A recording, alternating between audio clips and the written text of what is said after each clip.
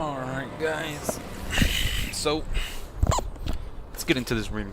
So, basically, just wanted to kind of just read over some of the lore that's in this game. It's really in depth and also really highly in depth. You know, it's a lot of story into this. There's a lot of paragraphs. There's going to be a lot to cover, specifically each heroes that have a lot to do with the storyline, especially in this universe. But it'll be good to see, what's going on. So, let's just go alphabetical, or let's get them all done. I mean, I don't really see. They're all gonna be linked together some way, somehow. But honestly, let's. How about we start with certain factions? So we have three factions. We have Han, Crusaders, and Warlords. So if we go alphabetical with the Han or the Crusaders, they each have their own. There's obviously a lot more for Han and Warlords. A lot of these are from different areas of the world. Han is mostly Chinese, and Crusaders, Middle East, Europe, all those areas. All right, so let's we can start with the Crusaders. So with Baldwin, History is written by the victor. he has a lot of different scans, all these abilities. But what really right now we're gonna be interested in is his lore. So right now, here's his story. Okay. In year 90 of Steel Era, Baldwin II, the secular king of the Holy City and Sanctuary, usurped the power of the second pope and locked him in the sumptuous St. Innocent's Cathedral. The great Baldwin II gave orders to the nobles in the name of the pope. He vigorously developed secular properties, and the immense wealth of the pope was confiscated by the secular government. His influence was unprecedented in the history of the Crusader Empire. All these efforts laid a solid foundation for the Baldwin family on the Steel Land, and it rose as the most prosperous family in the empire. In the year 102 of Steel Era, the Roman Empire's emperor of revitalization went on northward expedition. Baldwin II died on the battlefield in Holy City, but the deep-seated influence of the Baldwin family in the empire remained. Baldwin became the most glorious name in the Crusader Empire. So it's basically setting up his whole, upbringing, who the heck the Baldwin family is. So I'm pretty sure this guy must be the one who started it all. The Baldwin family lived long and prospered in the following 170 years of the Crusader Empire. Countless excellent generals and strong troops were born. Its influence had reached every corner of the empire. The support of the Baldwin family is something that every pope would have spared no efforts to win over. In the year 270 of the Steel Era, an unknown and powerless feudal lord of the Baldwin family had a newborn child called Edessa. 4 years later, secular King Almeric, who was from also the Baldwin family, also had a newborn child. The child awoke at the age of 6 and was adopted by the Pope as his honorable son. The child, born with the silver spoon in his mouth, was the next famous king of the Holy Kingdom, Baldwin IV, or also known as the Leper King. Oh, so basically, Baldwin IV is also a character in this game. He's really nice to play with. I also like playing with him as a lot. So we're gonna see what really is gonna bring it up. What the heck is Baldwin? He's the Leper King. Although Edessa, son of the powerless feudal lord, was also the offspring of the Baldwin family, he had a completely different destiny. His father died when Edessa was 14 years old. He joined the army after his blood brother inherited the tiny manor of his father, and then turned him out. My bad. Sorry. In the same year, the Crusaders invaded the border of the Han, nearly died in a trench, and was fortunately saved by the monk order, which is Godfrey. He's the leader of the monk order. He later made friends and became sworn brothers with a swordsman called Little Sir Bran. In the year 286 of Steel Era, this 16-year-old veteran had grown into a captain and was in charge of 10 troops. Edessa was bloodthirsty, but his proficiency in equestrian skills and art of fencing won him many supporters. In the same year, he joined his superiors on the second invasion of Han Empire's New Zeliang. They won one battle after another at the beginning. Edessa, who managed to collect more than 70 heads of enemies, was commended and promoted to the centurion. He stationed his troops next to monk order. In the same year, the Crusaders laid siege to the Chang'an but failed to capture it after a long time. There was a young awakener general called Guan Yu who was tall and imposing. He was red-faced and wielded an azure dragon broadsword. He led 300 riders to raid the barracks at night and nearly killed the enemy commander-in-chief. Edessa immediately told his sworn little brother Sir Bran about the attack when he was informed of it. Without further ado, the duo took the great swords to resist the attack.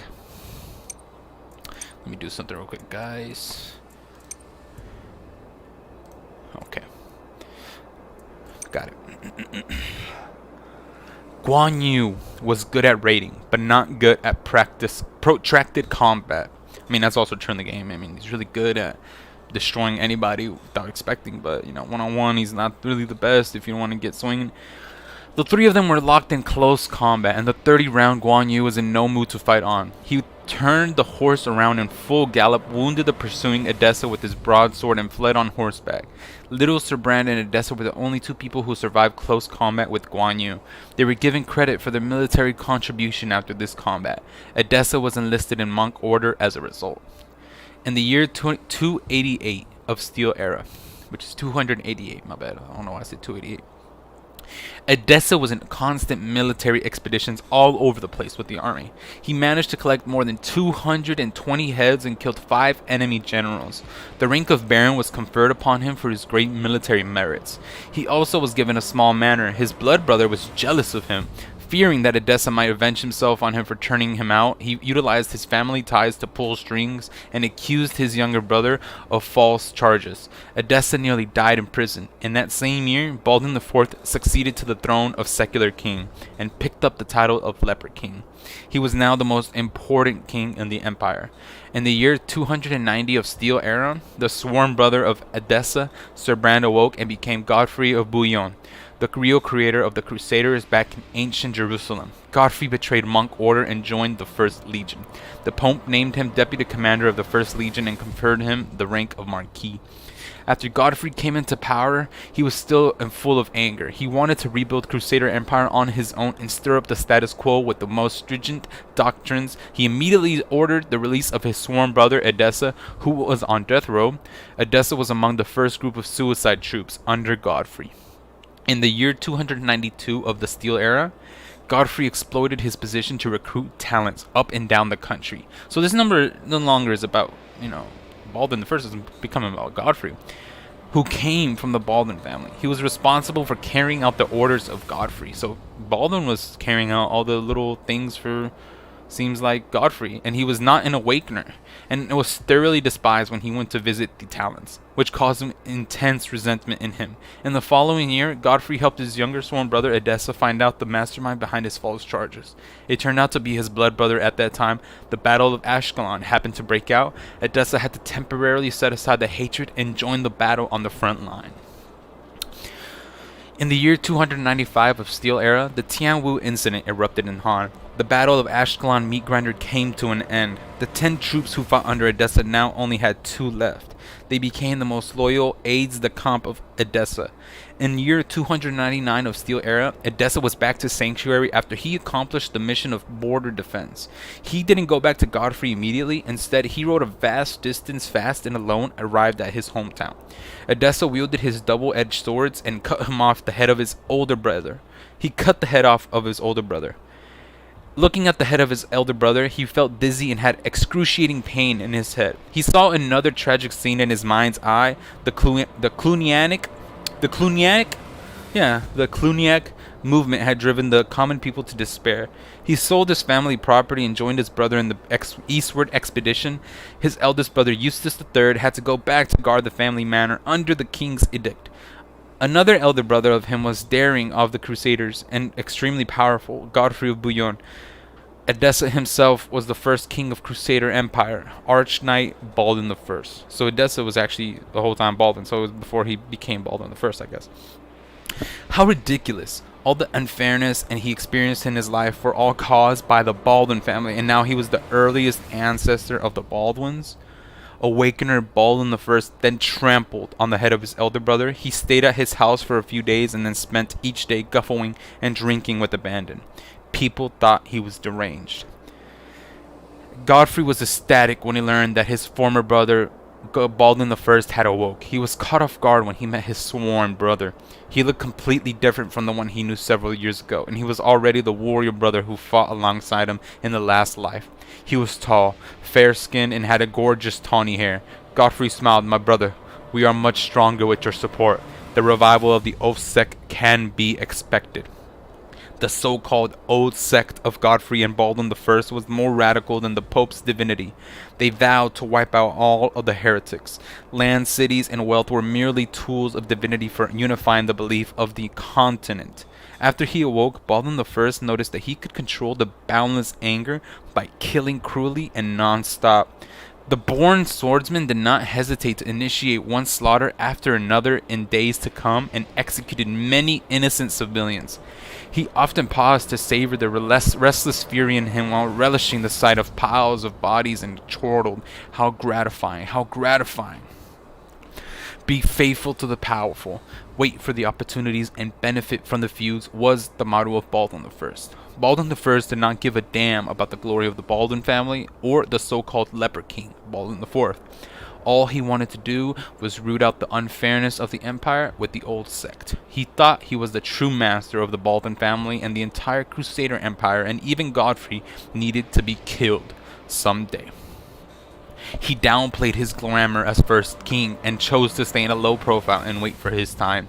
The great king had been looking for an opportunity, one that could let his valiant elder brother die on the battlefield so that he could succeed to the throne as a matter of course. It's like the dream of his last life. In the year 304 of Steel Era, Godfrey was made the Archbishop of State of Monk Order, and Baldwin I became the next deputy commander of the First Legion. And the unit is Godfrey gave his brother half of the military power, which, with the most deceitful and violent sergeant, became the most dependent force of Baldwin I. Their skillful use of rage is famous throughout the Western world. So, this is Baldwin. Loser. Can't choose your own death.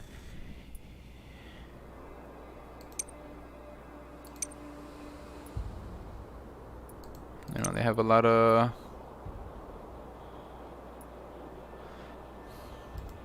good stories. So that was the story of Baldwin. Okay, now alphabetical. Baldwin the first. So I was gonna be the first because he's B. I guess if you want to do a storyline, we could continue up to Godfrey, but still, this is all Crusaders. They're all gonna be linked in some form or way. So next up, we're gonna do Baldwin the Death Fourth. shall be your only reward. He's pretty dope. I like his skin too. It's really dope. And then his units got On the same your skin knees. too. Nice. Okay. Lower. So the story. The secular king of Sanctuary. So in the year 10 of the Steel Era, the first great Roman emperor, Constantine, wiped out the West Persia and established 9 Roman provinces. After that, he changed his target into the Mongolian clans and went on an expedition up north. Actually, before we finish that, let me grab a drink so I don't go fucking dry mouth. Just give me 1 second. Just, you can read a little bit, catch up, but I'm gonna come back and continue on year 23.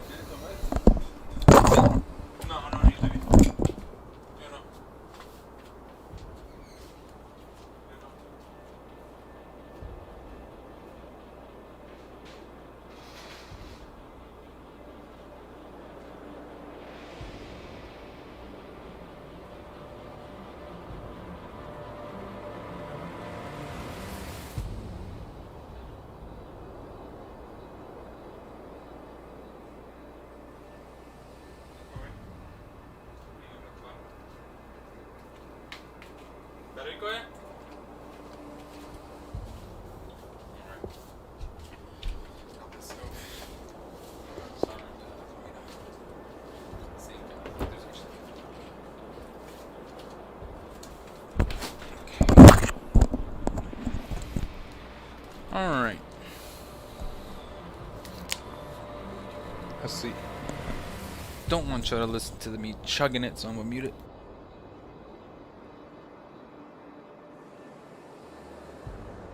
Alright. Okay. Okay. Okay. So, let's continue on. After that, he changed his target into the Mongolian clans and went on an expedition up north.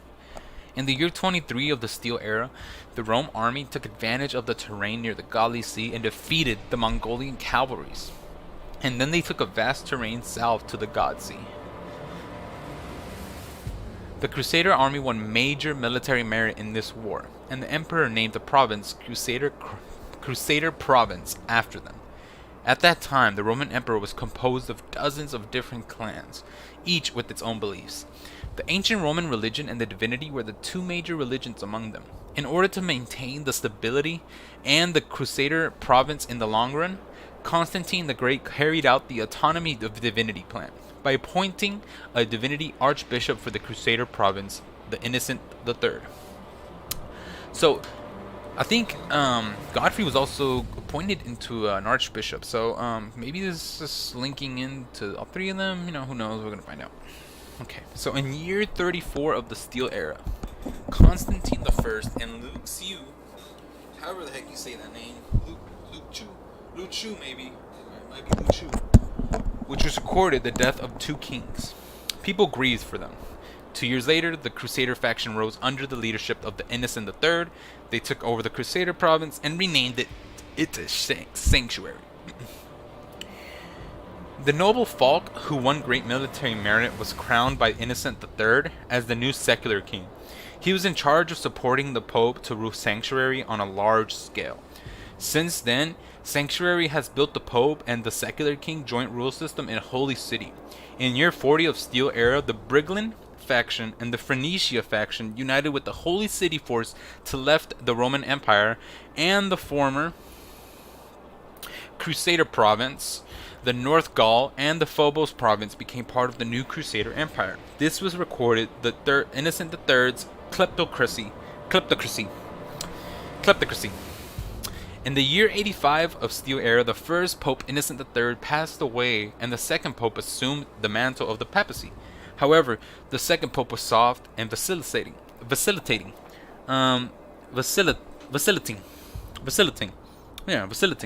In year 90 of Steel Era, Baldwin II, the secular king at that time, seized all the power within the Holy Kingdom.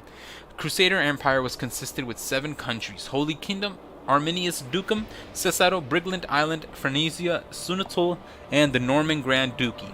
But each country was ruled by 1 or 2 factions. Other factions saw that the Pope lost his central power, and they seek independence from their own secret aims. In the year 102 of the Steel Era, the Emperor of Revitalization, the 5th Roman Emperor, marched up the north to attack the Holy City. Other factions stayed out from this and didn't support. The second Pope managed to escape by disguising into a common people. The secular king battled until death in the Sanctuary. In the same year, Rome took back Sanctuary and made it the new Crusader province to insult the questionable origin of the Crusader Empire. 40 years later, a riot broke out in the Crusader Empire, and the second pope became the tool for each faction to grab for power. The situation continued until year 140 of the Steel Era. A new hero awoke. He ruled the country and unified all factions with politician skills. He was a military genius who led the Crusader Empire to battle with Rome for 6 years and won Sanctuary from Rome as the new regent. And in year 147 of Steel Era, the second pope was dethroned and the third pope, the long life, came into power. The new pope was managed to restore Crusader Empire's power quickly in the early phase of his dominance, and became the real overlord of the West in the Steel Land. To avoid another secular king chaos, the third pope deprived the power of the secular king and grasped all internal power of the country in from his own hands. The secular king could only arrange domestic military moves in Holy Kingdom under the pope's authority and become a total vassal to the pope.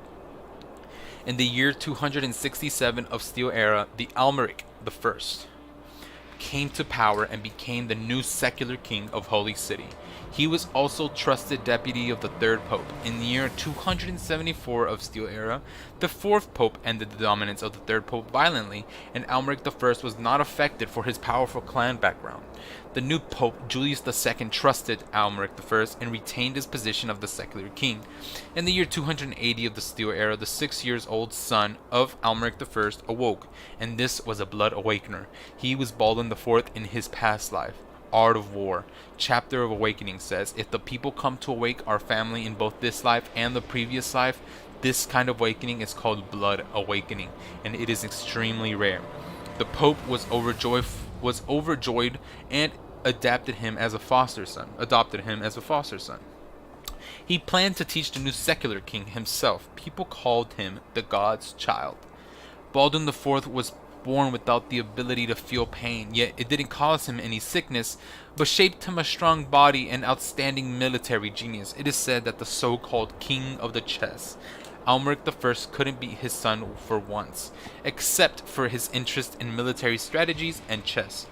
Baldwin IV was also very fond of collecting masks. It is said that he possessed more than 1,000 masks in his collection. People also called him the God of 1,000 Faces. In year 288 of Steel Era, the Han Emperor gathered 170,000 troops to attack the sanctuary for revenge of the defense battle of Chang'an. The unstoppable Han Longqi army broke through the defenses of the Crusaders, the dozens defenses of the Crusaders, and came to threatening the city. At that time, the Ghost General commanded his men to break a hole in the northern city of the Holy City. Secular King Almeric I was never humiliated like this before. He led the king's guards to guard and fix the hole, but was ambushed. The archers of the Bu clan shot and killed him. Fortunately, another Blood Awakener, Isabella, managed to lead the king's banner and repelled the Han troops. After that, the Zhu Yafu turned down the suggestion of the Ghost General and waged sieges from up front, which all failed. Back in the Holy City, the 14-year-old Baldwin inherited the name of the secular king. In agony, he chose a mask of his father, made for him, and put it on. Picked up his old title of Leper King. Even Zhu Yafu, the leader of the Longqi army, who was also a veteran, had never an enemy so unyielding before. The Han troops surrounded the Holy City and had been sieging for days with numerous ladders and battering rams, and dead bodies were piled up almost to the same height of the city walls. But the defense troops under the Leper King's leadership were still fighting. Zhu Yafu couldn't get the city, and the scalps reporting in the enemy reinforcement would soon come. He wanted to win this war so bad that he made an overall attack, trying to get the Holy City before the support enemies arrived. The Holy City's walls were damaged during the day, and the defending troops would fix it with earth at night. Zhu Yafu himself led troops and broke in the hole that the Ghost General made on the North City wall, and the wall was fixed by layers of earth, but Zhu got in easily, and he killed all the defending troops. At the wall, Zhu smelled the chance. Eager for victory got the best of him, and he commanded the Han troops to wage an all-over attack and attack the city before dawn. All Han troops flooded into the holy city with him, but in just 15 minutes, all the enemies disappeared. It's a trap. Zhu was shocked, and he ordered to retreat immediately. When Han troops were trying to retreat from the hole, all ambushing Crusaders came out, and some heavy armored knights dashed towards Zhu.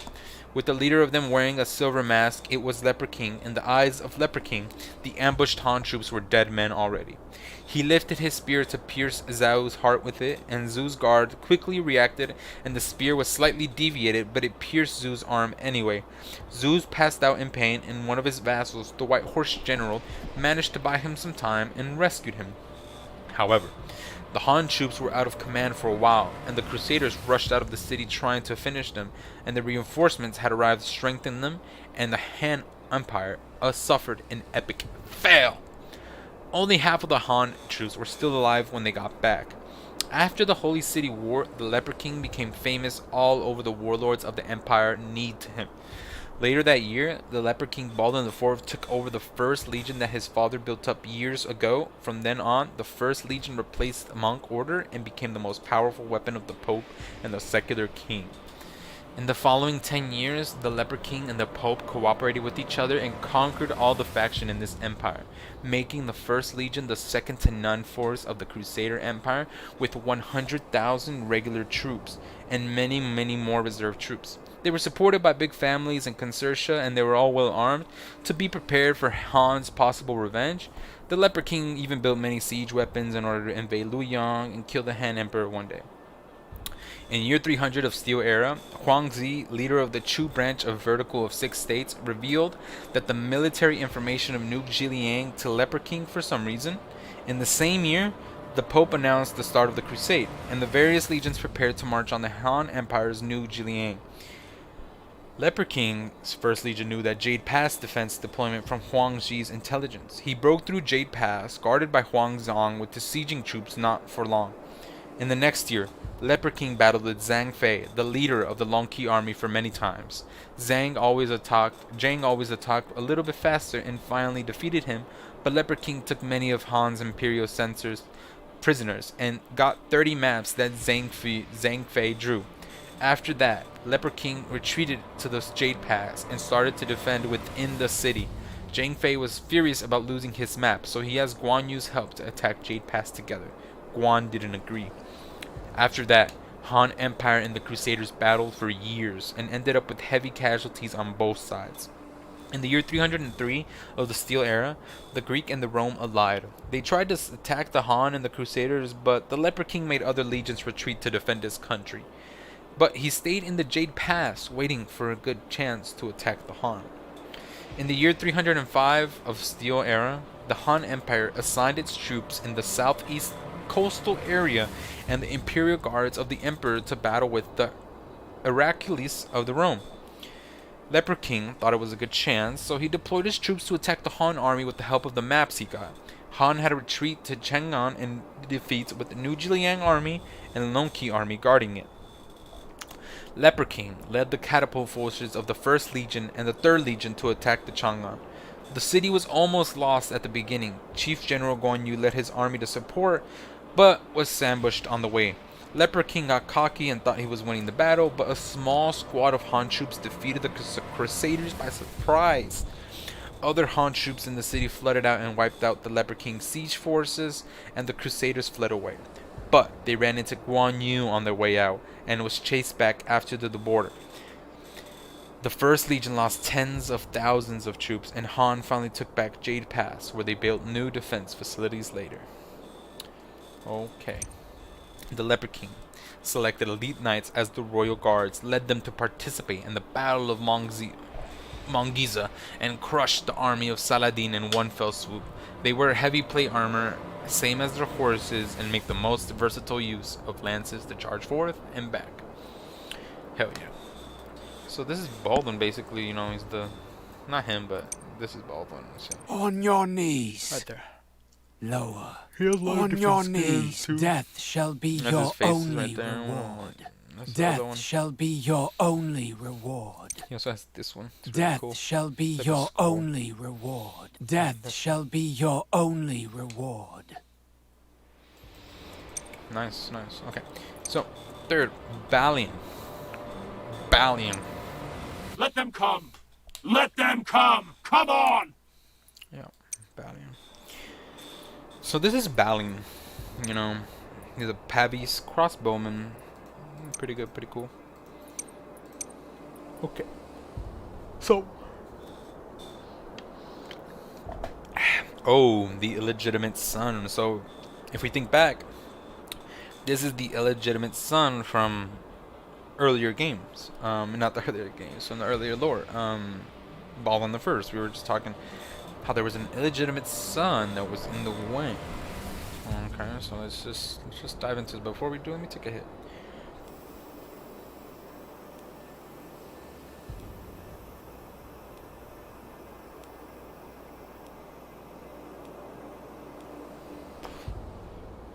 Alright. So, the Baldwin name was held in high regard. Okay, so, you know, that's just, in terms of speaking, just saying that the Baldwin name is really dope. Okay, so, that's all it's saying.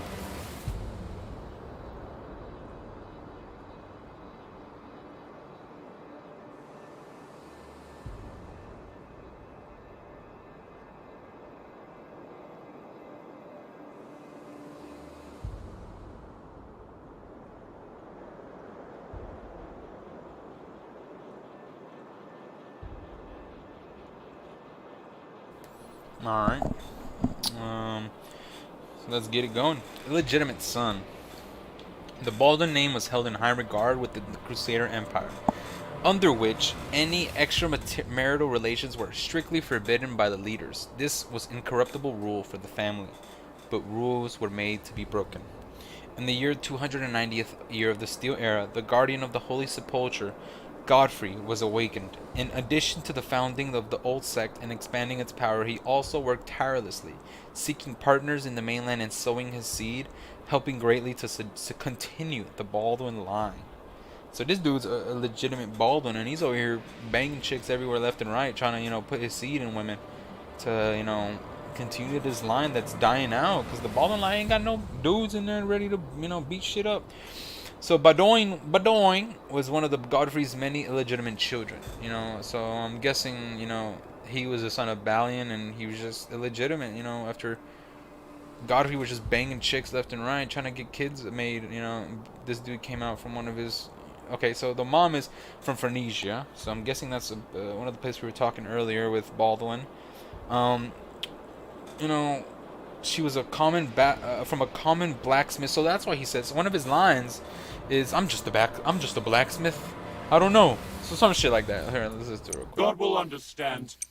If he does, raise as not, be without fear. I can't explain this to you, for I'm just a blacksmith. He can't explain it to us because he's just a goddamn blacksmith, alright? So, he doesn't know shit. So, blonde hair and blue eyes with a buxom figure. Oh, that kind of sounds kind of cute. So, a buxom, what the hell is a buxom figure? Let me Google that shit, because I don't even know what the hell is a buxom figure. Buxom is full figured or voluptuous. Oh, okay, yeah, no wonder. That's already okay. So she's a sexy ass Phoenician woman. I'm guessing it's France. Many a whispered rumor was spread concerning the single mother. Oh, she was a single mother. I bet they went to fucking Maury show and everything. Holy crap. From a young age. God dang, bro. She was young. You didn't even give her a chance. This had pained Badoin greatly. How do you say this dude's name? Badoin. Let me just look this up too, guys. Sorry. Because I don't want to keep saying Badoin,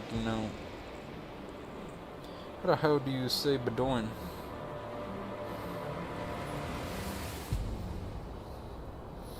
Okay, how to pronounce Badoin?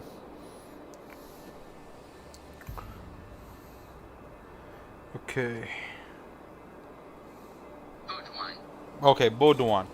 So Baudouin was one of the Godfrey's many illegitimate children. So we're skipping that. Many whisper rumor. Okay. Other children his age would constantly ridicule him. Also, there was bullying my boy. Laughed that he had no father. Claimed him the son of a whore. Damn, they was laughing at that dude. His mom had an OnlyFans. They were just roasting his ass. His mother would never let slip any information on his father throughout his long, bitter childhood.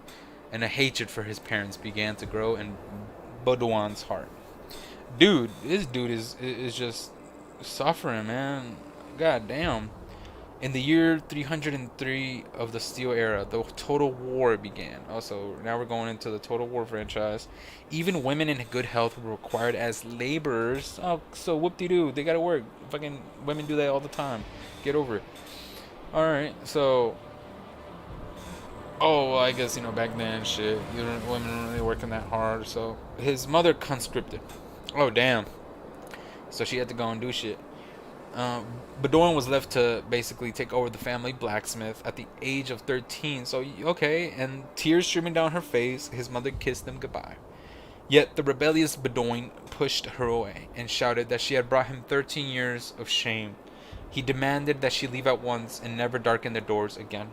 As he watched his mother's figure fade into the distance of his heart, pained with regret, deep down he was kind-hearted and knew that he should not treat his mother so. He vowed to give her a proper apology upon her return. Damn, so this is getting deep. Oh shit. So time crept by, and after 2 months, Badoin was to receive the news of his... Oh my god, I knew this was coming. Like, holy crap, the dude's mom just died after he just told the whore to get out the fuck, Damn. Okay, so a troop of Han cavalrymen had slaughtered those in the Crusader barracks, and his mother left helpless, beheaded where she stood. The young teen was filled with remorse and rage. He would never be able to be rid of his mind of the heartbroken expression on his mother's face on the day of her departure. He never forgave himself. His final goodbye had been so cruel. Holy crap, dude. Like, this dude just literally told his mom, get the fuck out of my house. Like, you literally made us ashamed. Sheesh. Okay, so Bedoin became ever more reticent. With a heavy heart, he buried himself in the family business, letting it fuel him. He greatly developed his blacksmithing shop and found that he had a natural talent for it. Just 1 year later, he was supplying the troops with the weapons from his shop, and the keen blades and the deadly bolts he crafted were filled with his hatred, the coldness in his heart. In this way, the young blacksmith became an incredible craftsman. However, one letter changed everything. It was a letter of payment from the military, all that his mother had left him. Bedoin ripped open the letter, upon which was written. Holy shit! His mom wrote him a letter. Now we're gonna read something so personal. Baudoin, my dear son, have you been well? I'm writing this in our. Oh, I should probably read in her voice now. But, my dear son, have you been well? I'm writing this in our first month apart. Things are pleasant here in the military. We have decent wage and can eat and drink our fill. It's also much safer than I had thought, my beloved Baudoin. I haven't actually seen to war at all, but just in case, I write to you this letter now in case things take a worse turn for the worse. You would often ask me what kind of man your father was. I've never given you a proper answer, as back then it would only cause you problems than it would solve. But you're already grown up. Perhaps it's time that you knew the truth. If I get home safe and had the need and send this letter, maybe I'll just burn it and postpone this talk another few years, eh? Your father was an awakened one. Baudoin, Godfrey of Bouillon. A man with an air of adventure and a shock of dark hair, his skill in the sword known the land over. He drew me in with his lofty ambition, and trouble followed him wherever he went. I had heard word that the other illegitimate children of his head had been slain solely on account of their identity becoming exposed. Oh, my dear son, this world is too dangerous, so I plead with you, don't search for him unless you have no other choice. Live on. I love you so, Mama. Damn.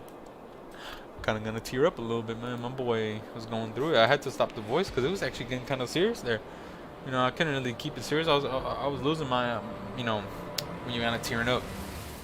So, he shook. I mean, dude, that was me right there. I'm shaking as I'm reading the letter, man. Like, your mom, dude, she was a real one, and you treated her like shit. You didn't even get to say goodbye. This is like some textbook anime, the dude's gonna be a killer, so. Hopefully we can find out a way that this dude's gonna not turn out to be some sort of like powered up fucking anime, but hopefully we get a cool ass skin. But I mean, considering this is one of his epic skins, it looks really dope. Look, sheesh. So now let's finish this paragraphs. I mean this chapter is basically a storybook. His tears splashing down upon the letter in his hands. The guilt he felt toward his departed mother swelled up inside him once more. It was then he decided to seek his father, to make the renowned swordsman explain himself. This absence, his lack of responsibility, he needed an outlet, some way to repent. Though the road was long and hard, Baudoin found his father, Godfrey. The famed general was absorbed in his work, establishing the monastic knight kingdom. Hearing Baudoin mention his name, a puzzled expression appeared on his face.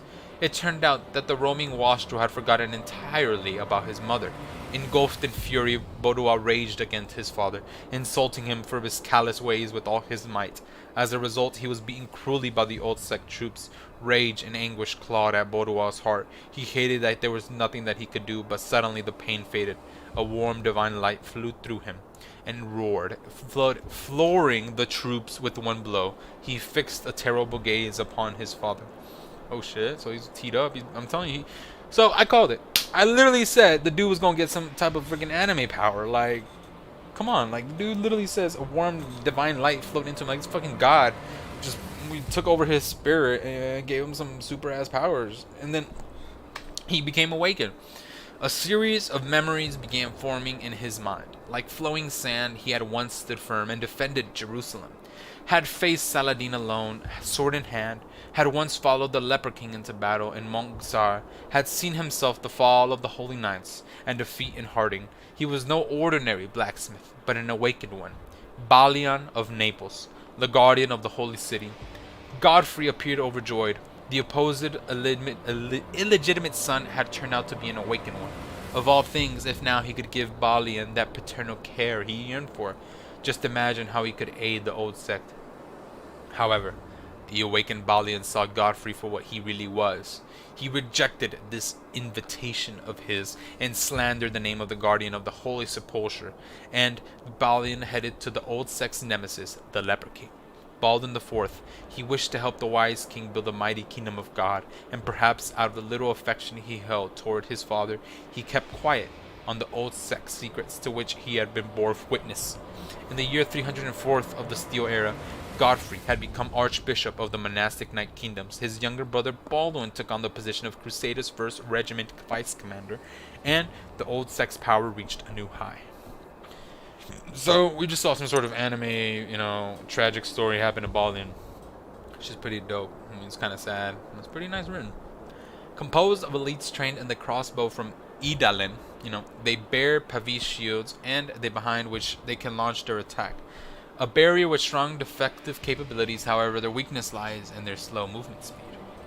Motherfuckers are slow. So damn, there's Baldwin, the dude, was going through it.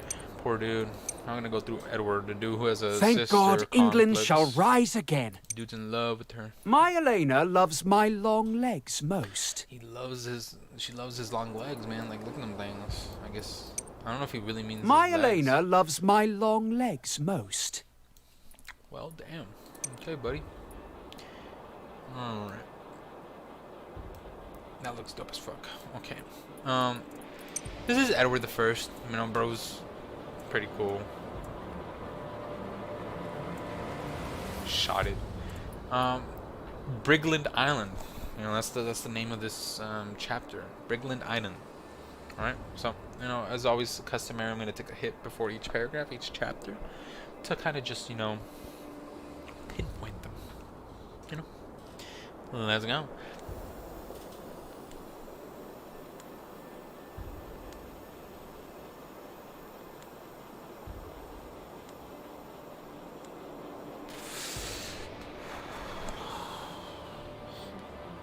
Alright. So.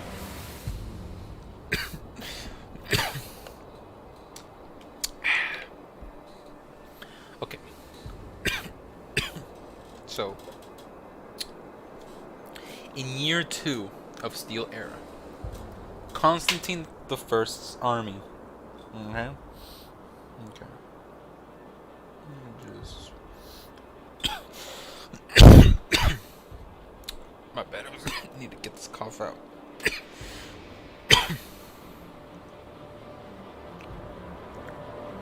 Alright. Okay. So, in the year 2, so this is early as hell. This is like the first day, basically. Constantine the First army divided the giant Persian army into 2 parts.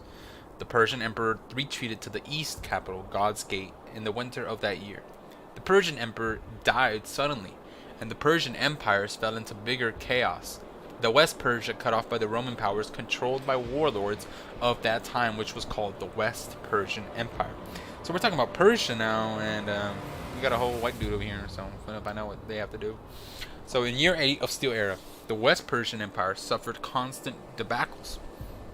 The Constantine Great swayed northward, and the awakeners of each civilization that had each been oppressed by the Persian Empire for many years joined them. The Roman army set off from the Phobos province, and with the help of Gaul people, they defeated the strongest fleet of the West Persian at sea. Constantine I occupied the big island of Saragosse, and in just 2 months, the Constantine I renamed it as the North Gaul province. According to his vassals' advice in honor to praise the Gauls people's military merits, in the following year, the West Persian Empire was cut off in its prime. Constantine I handed the North Gaul province to his 2 deputies, who helped him conquer the island of Saragosse, the Gaul Awakener, king of the warriors, Vercingetorix, and the Anglo-Saxon Awakener, Athelstan. Alright, so once Constantine I left the North Gaul province, the 2 Awakeners and their men fought with each other. And they fought for 20 years, and clans they came from became the early factions. In year 29 of Steel Era, the king of warriors, Vercingetorix, died from sickness, and the Gaul faction fell down since then. And the next year, a man who would later change the world, the Innocent III, paid his attention to the North Gaul province. The Gaul faction was never really close to Rome, and the Innocent III helped the Anglo-Saxon faction to fight back. In the year 34 of Steel Era, the great Constantine I died, and the Innocent III secretly helped Awakener Alfred to defeat half of Gaul warriors of the North Gaul province. In July of that year, Alfred became the new Athelstan leader. In year 36 of Steel Era, the Innocent III made a thorough plan and took the Crusader. Made a through plan. I'm guessing that's thorough. Like, this is Chinese, so I'm guessing a lot of words get messed up. And I'm just gonna, in my head, I'm gonna probably read it wrong, but it's gonna end up being right most of the time because holy fuck, grammar's terrible. It's messing me up and it hurt my brain. So shit. The Innocent III made a thorough plan and took the Crusader province of the Roman Empire and renamed it Sanctuary. Oh, so that's where Sanctuary came from. Okay, so we're learning more here. So whenever they were talking about Sanctuary, it was the Crusader province of the Roman Empire. And all they did was just rename that shit Sanctuary. Alfred was inspired and made use of this title of the Great to break the big Gaul faction. In the year 37 of Steel Era, he defeated all of the domestic Roman legions and crowned himself the later renamed North Gaul province as Brigland Island. Okay, so that's setting it up to be Brigland Island. In the year 133 of Steel Era, long after the great Alfred's death, the House of Plantagenet, which had been an Anglo-Saxon vassal, rose quickly. Its leader, Henry II, was connected to the Phrygia and the Brigland Island by blood. His men copied what Alfred did years ago and ended the dominance of the Anglo-Saxon faction with seemingly weak power. From then on, the Plantagenets became into power and began to rule the Brigland Island. But in the year 278 of the Steel Era, the leader of the Plantagenet faction, the King of Brigland Island, got a son when he was old, and the son was beloved by all the families. The young prince received the best education since childhood and gradually grew into an outstanding knight as time went by. He was both good at martial arts and strategies. Unlike other nobles, his didn't develop a personality for being spoiled. And in the year 289 of Steel Era, the Ghost Lion, who was once a slave, King Lionheart. Richard is the Ghost Lion. So Richard was the one who made that hole earlier. He was the Ghost Lion. Awoke to be the most famous king of Plantagenet. So Richard I is also part of the Plantagenet family. Many vassals of the islands asked the old king to bring King Lionheart back to inherit the crown. But the old king didn't agree, for he was planning to pass down his crown to his young son. And this caused the factions allied to attack the old king in the name of for a stronger kingdom of Brigland. So Britain, I'm guessing, is Britain. Brigland is Britain. So the Plantagenet faction was always close to the Pope. The hero II crowned himself with the help of the Pope and overthrew the powerful Anglo-Saxons years ago. But the Pope wasn't on the old king's side this time, and the Pope asked him to bring Richard I, King Lionheart, to Brigland Island. The old king thought it was a betrayal to their alliance, for the Pope was just trying to get rid of his own trouble. It was a dishonorable act.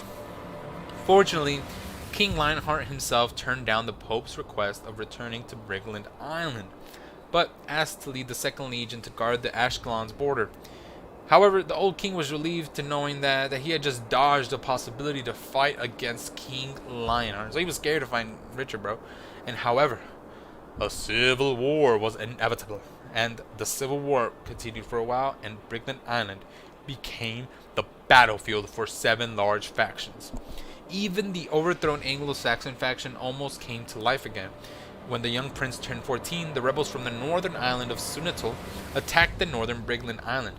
The young prince led troops to defend and killed the rebel leader with his bow and gained his first military merit. Oh, so dude killed the dude at 14. Damn.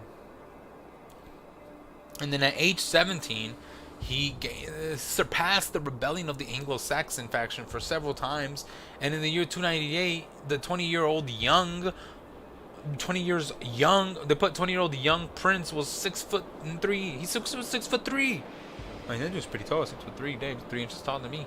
And with a pair of long legs and an astonishing good look, he started to take over the country to replace his father, the So that's why he, that his. So Elena loves his long legs most because 6'3" dude was probably a giant. Goddamn. I mean, dudes was probably like 5'1" back then, but dudes was 6'3". Must have been like a dude. You should have been playing basketball. Damn, dude could have been a center at that time. All right. So, with a pair of long. God damn, I know y'all remember me earlier playing that song in the emote that he does. My Elena loves my long legs most. I mean, this is the origin. Since the day he gained power, the prince was caught up in suppression battles, and he could have been killed by his deputy once if he was the beautiful female sergeant didn't save him, and her name was Elena. Oh, Elena! After the war, the prince married Elena regardless from the opposing opinions from the royal family. Damn. A non-awakener prince came into power, and the old king and the King Lionheart, who had the right and the reputation to inherit, but made a promise of never returning the king.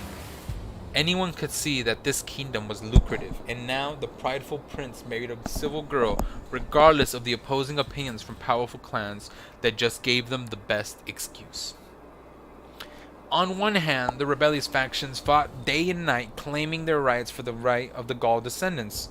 However, when they fought for the spirit of the great Alfred, or their demand of bringing King Lionheart back to be their king, on the other hand, the royal family questioned the prince's right to inherit for not being an awakener, or he married a civil girl instead of a noble who was one of act of abandoning promises between nobles. So he didn't marry another noble. That's one thing he did wrong. The dude had an awakening, supposedly. He's not an awakener. Like half of these people are awakeners. Now, this helped the Prince of the Plantagenet a lot, because some riots gave up rebellion, and knowing that the Pope was on the Prince's side, Brigland Island was still in chaos. The Red Rose army of the House of Lancaster had took 1/3 of the country's land, while the Anglo-Saxon faction had took many important fortresses in the country. In the year 303 of Steel Era, the Rome-Greece alliance joined the battle. This was the so-called Total War of Three Countries. With the fierce battle on the front lines expanded, the Pope was no longer able to support Brigland Island. So the dude, just couldn't be at Brigland Island anymore. The dude was just like, fuck this shit, I'm out. Oh, shit.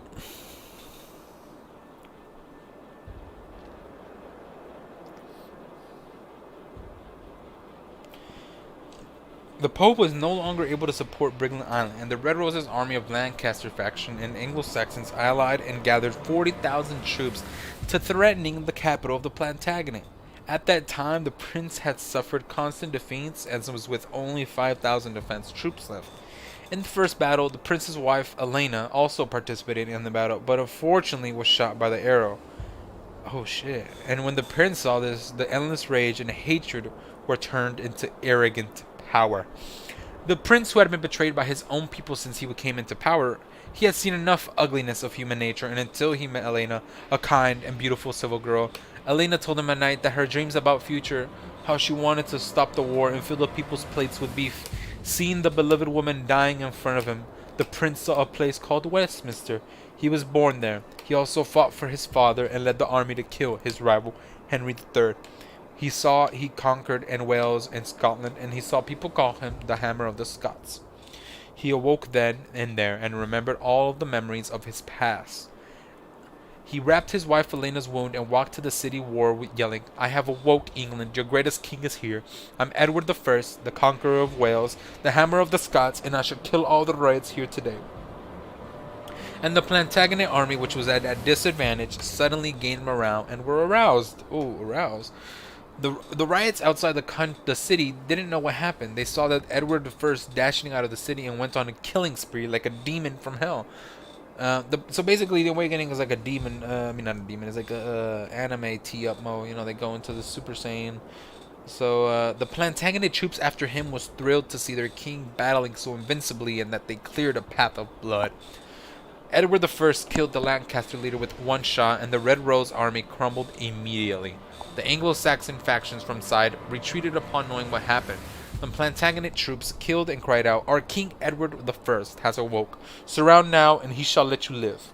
Eventually, Edward I won, and he recruited all the Red Rose Army troops. And after that, the rebel factions heard of the awakening of the brutal Edward and recruit Lancaster's aces force, the Red Rose Army, and recruited them.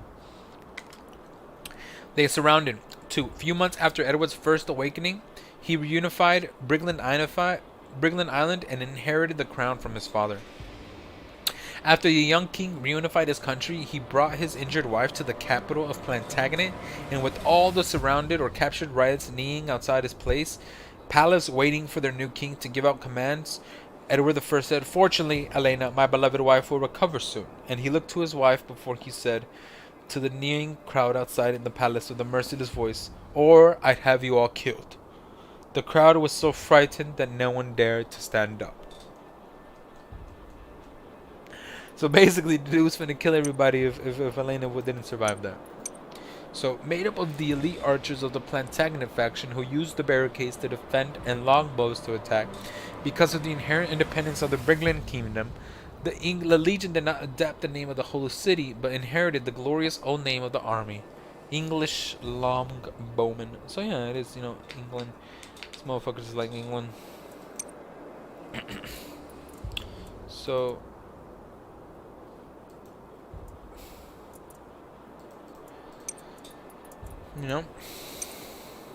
So there's we're gonna oh shit, here one with AE. Well, we could make this into a session. Fuck. Well, that shit was dope, no? We got to learn a couple good hero stories, and they're really dope. The blue buttons below the map are the deploy points you can choose. Select one and click it.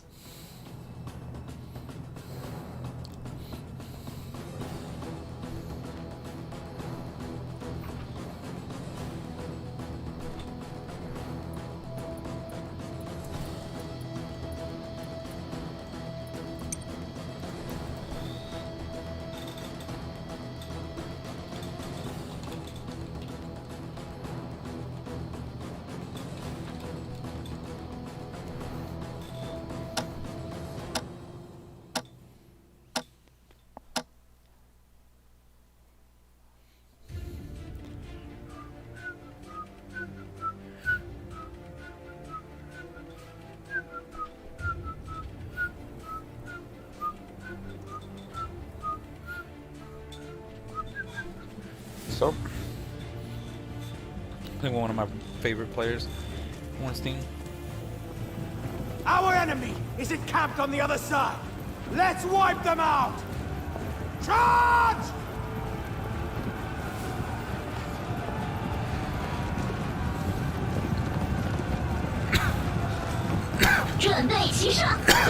The enemy is capturing an objective. We are capturing an objective.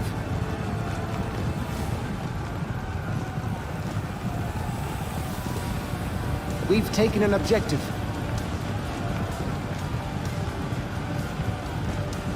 We've taken an objective.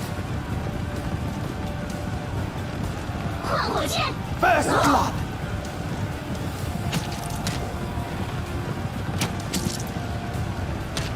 The enemy is capturing an objective.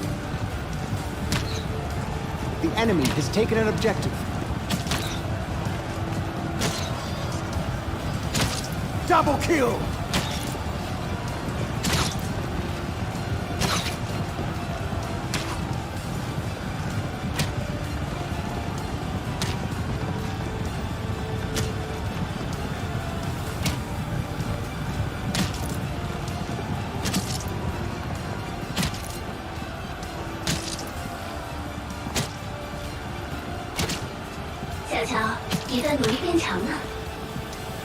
Double kill!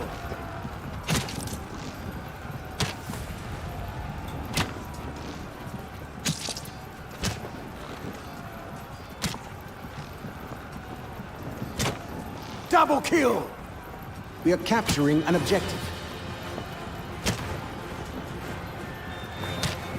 The enemy is capturing an objective. We've taken an enemy The objective. enemy is losing! 让你 Brothers, 看 keep 看 the 本 pressure 小姐 on! 的厉 And 害 let's！crush them!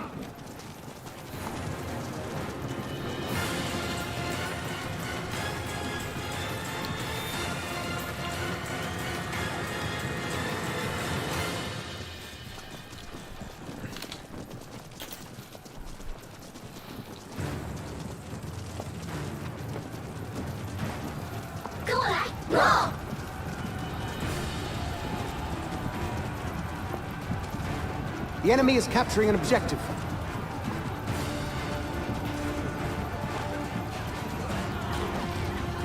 Double kill!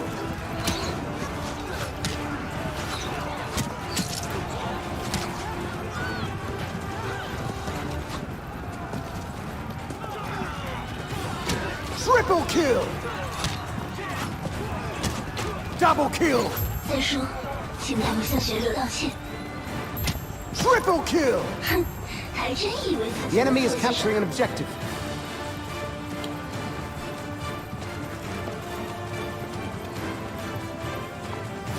We have lost an objective.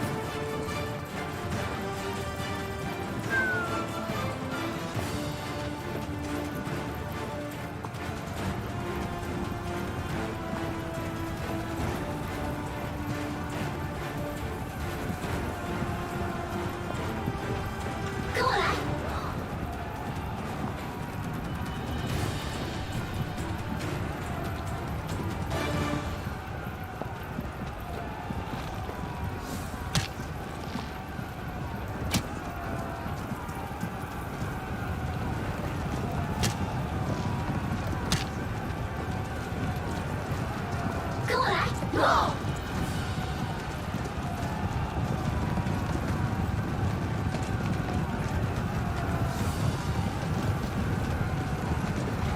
进攻！换火箭！进攻！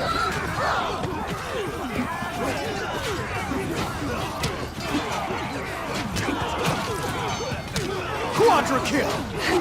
还真以为自己能做些什么。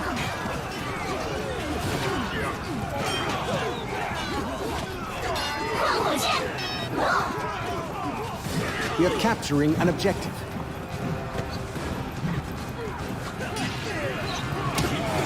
进攻！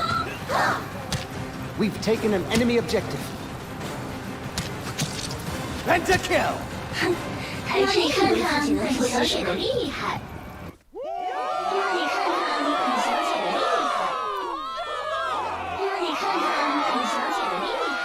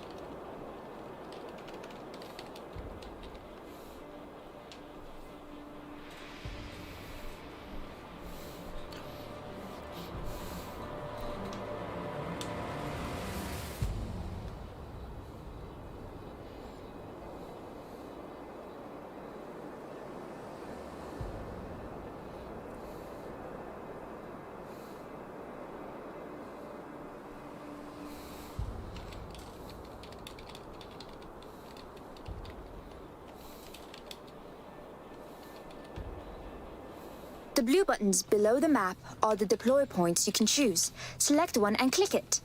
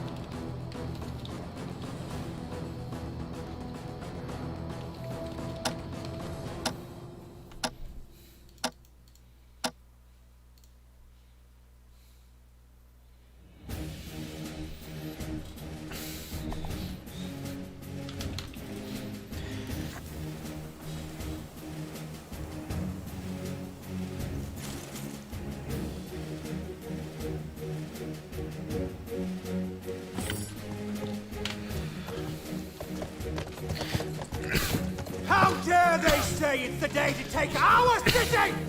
Brothers! Let this place be their tomb!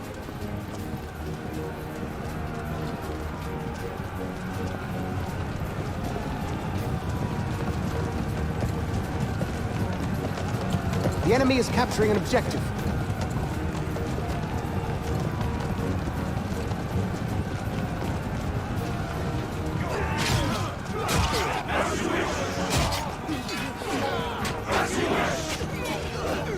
The enemy has taken an objective. First blood!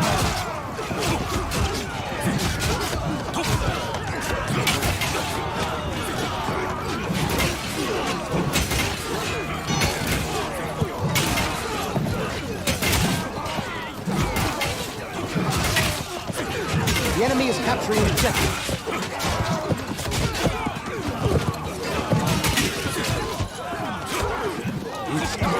The enemy has taken an objective.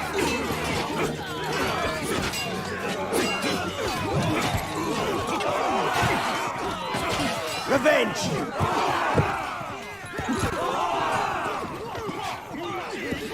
Double kill!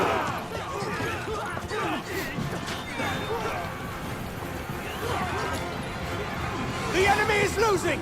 Brothers, keep the pressure on! And let's crush them!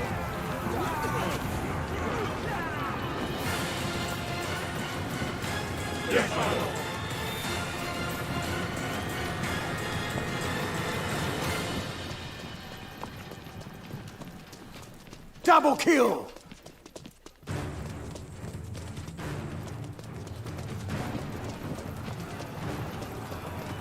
We are capturing an objective.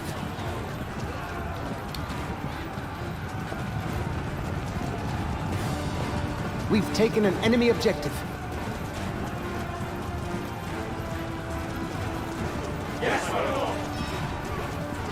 Triple kill!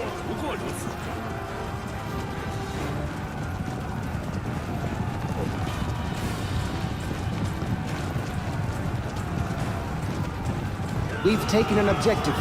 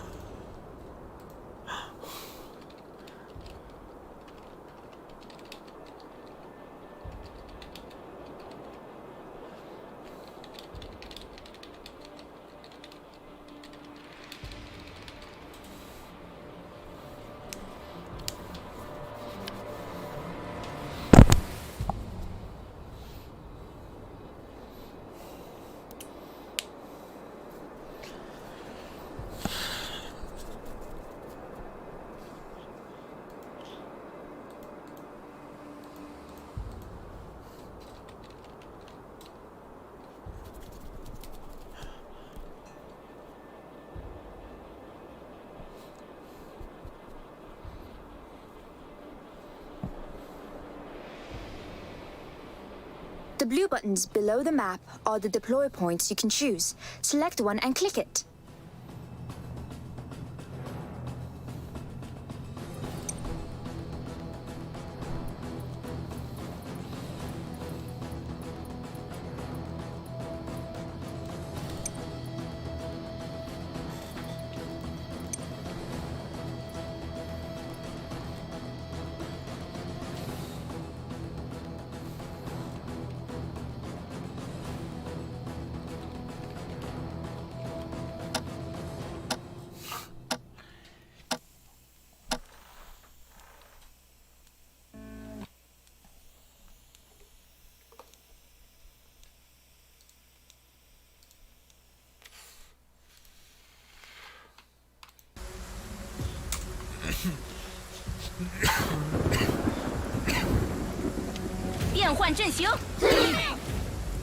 Only the brave can win! If we take this ground, it will be our victory! Let's hit them hard!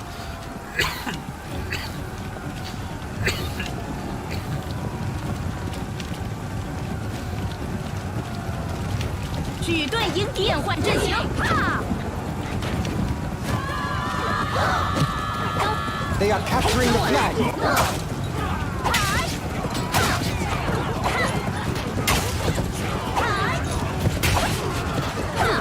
跟我来，跟我，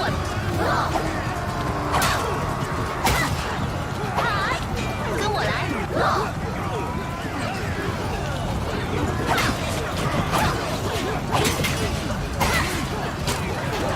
First blood!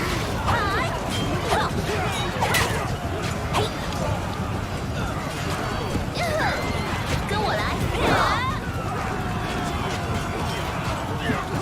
跟我来，跟我来，跟我来，变换阵型。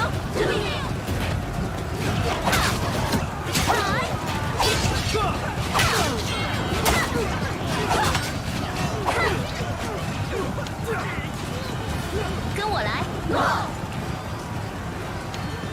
变换阵型。 Double kill! The enemy is losing! Brothers, keep the pressure on! And let's 变换阵 crush 型 them!。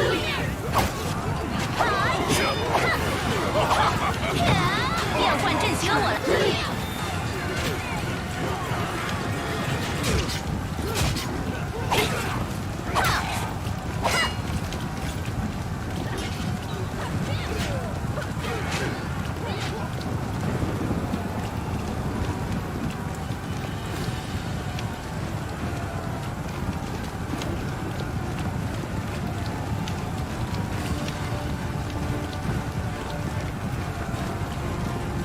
跟我来，跟我来。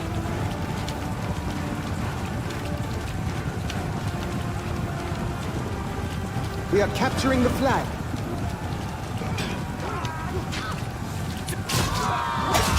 变换阵。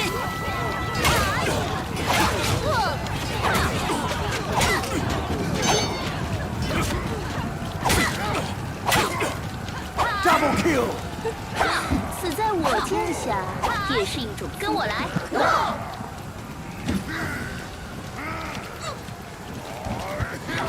失礼了。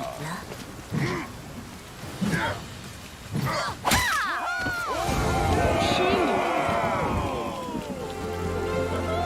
I am the law. 失礼。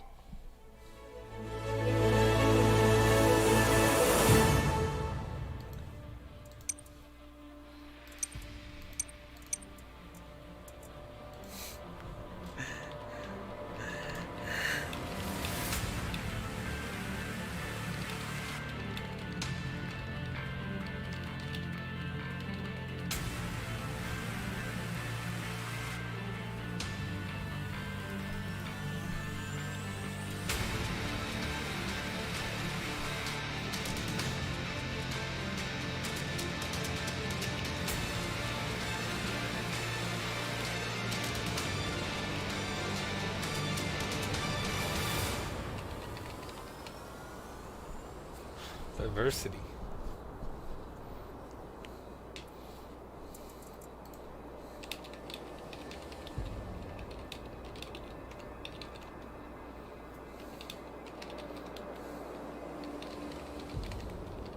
The blue buttons below the map are the deploy points you can choose. Select one and click it.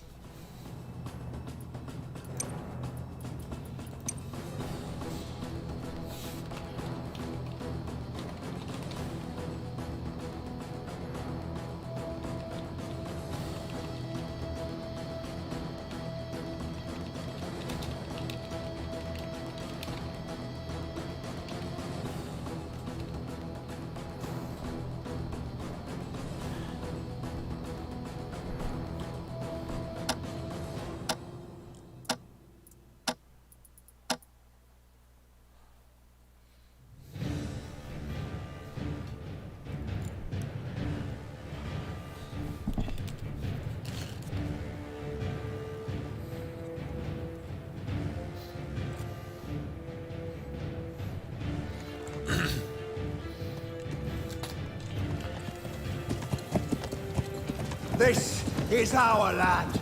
Brothers, we will never give an inch.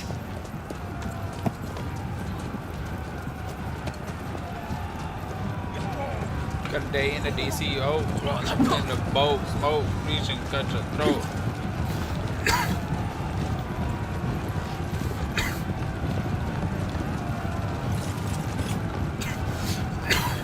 We are capturing an objective.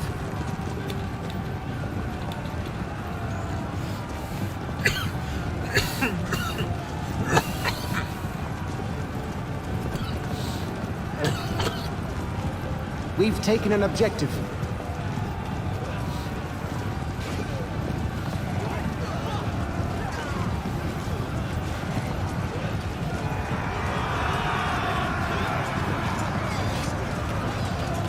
We are capturing an objective. First blood! We've taken an objective.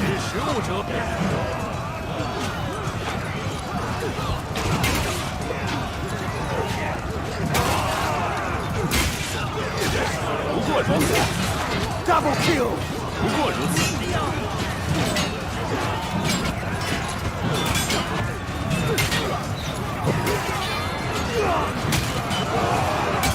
We are capturing an objective. Time to use yelling the surprise against their supreme number.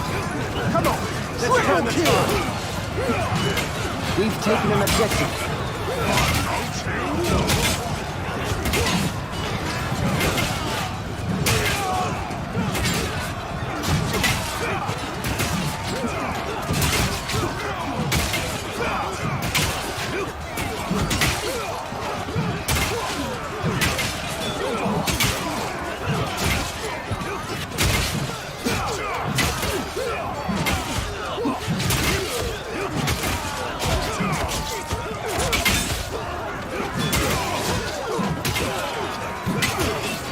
Double kill!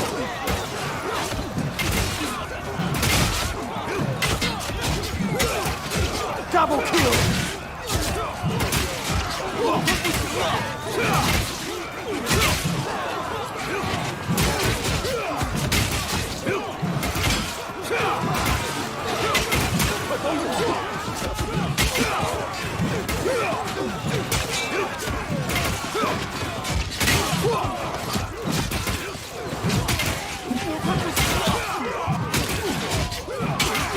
Triple kill!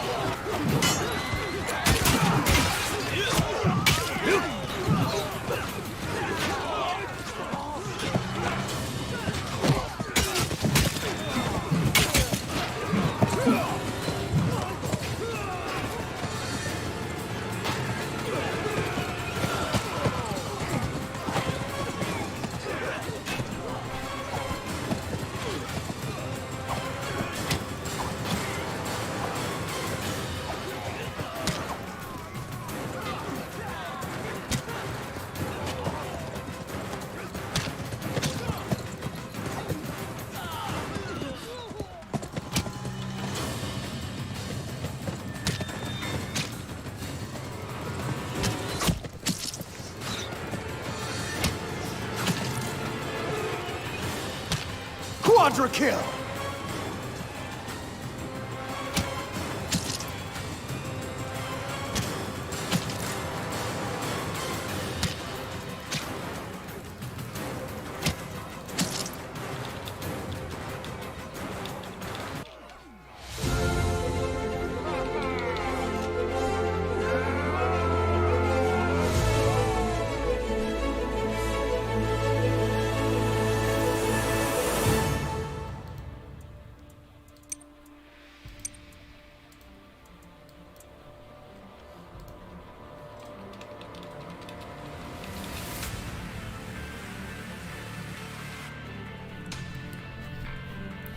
And she gets a crossfire.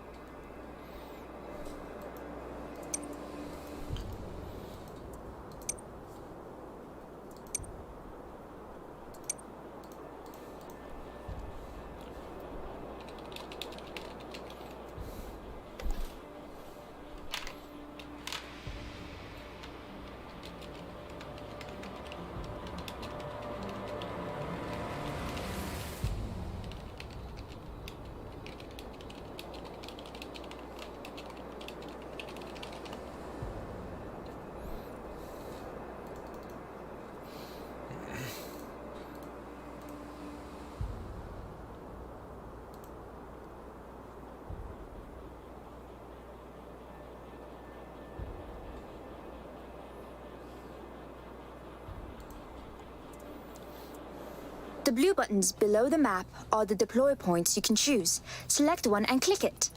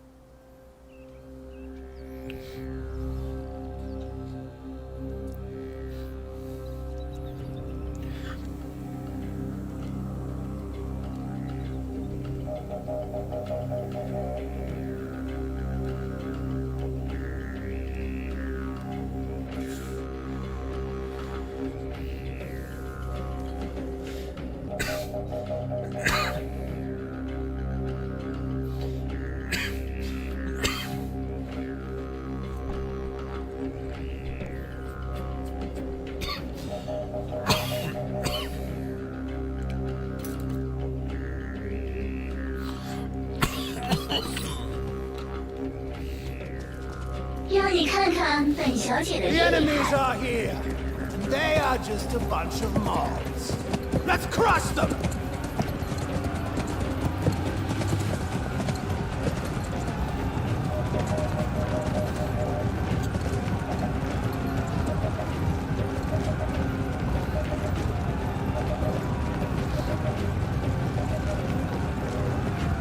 The enemy is capturing an objective. We are capturing an objective. The enemy has taken an objective. We've taken an objective.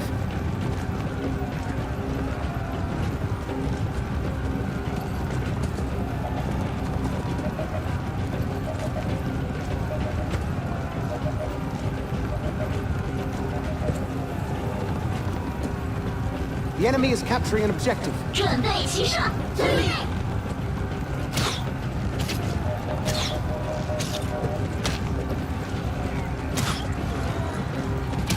停！是。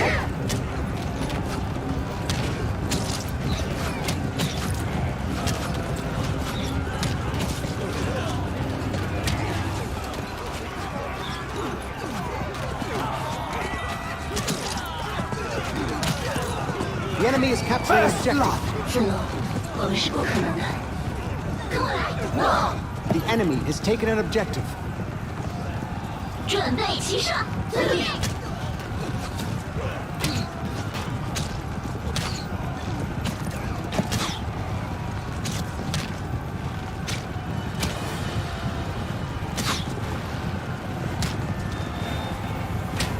停！是。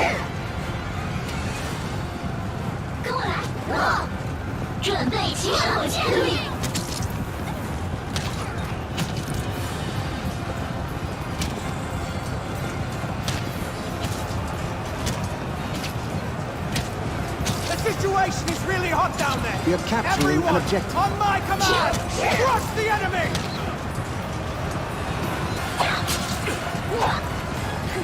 还真以为自己能做些准备齐上，对。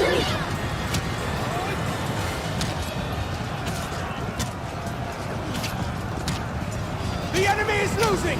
Brothers, keep the pressure on! And let's crush them! Double kill!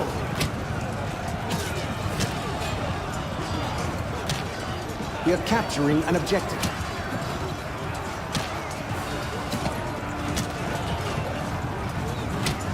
We've taken an enemy objective. Double kill! 跟我来，跟我来，跟我来，跟我来。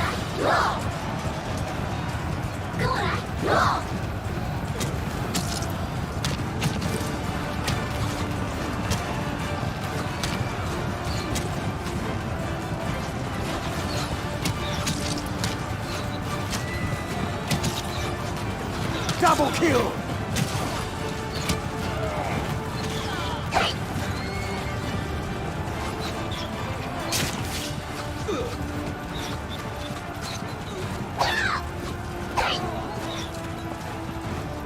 We are capturing an objective. Triple kill! 准备齐上，停！跟我来，跟我来！ We've taken an enemy objective. 跟我来，跟我来！进攻！跟我来，进攻！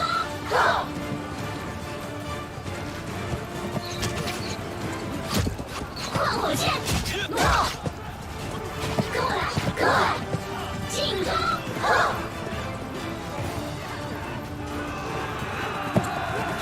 跟我来，跟我来，跟我来，跟我来！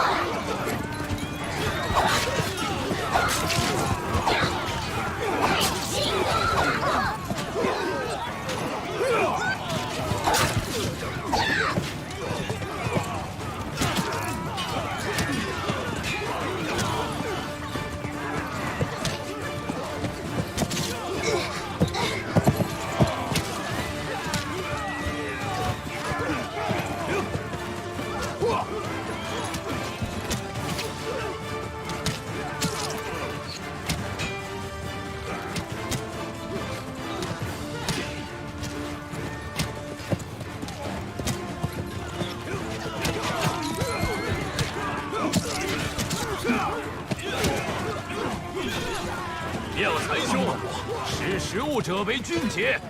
多谢。 Double kill!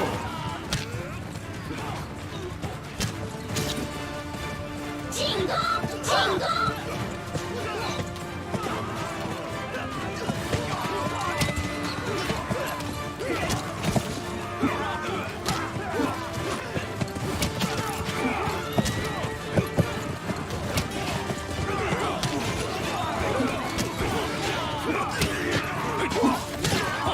Triple kill! 二叔，斗儿现在还好吗？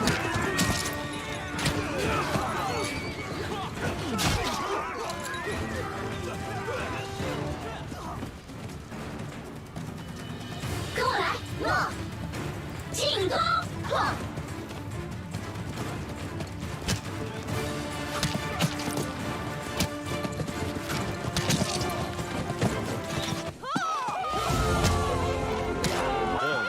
为始皇帝，车见三皇，功过。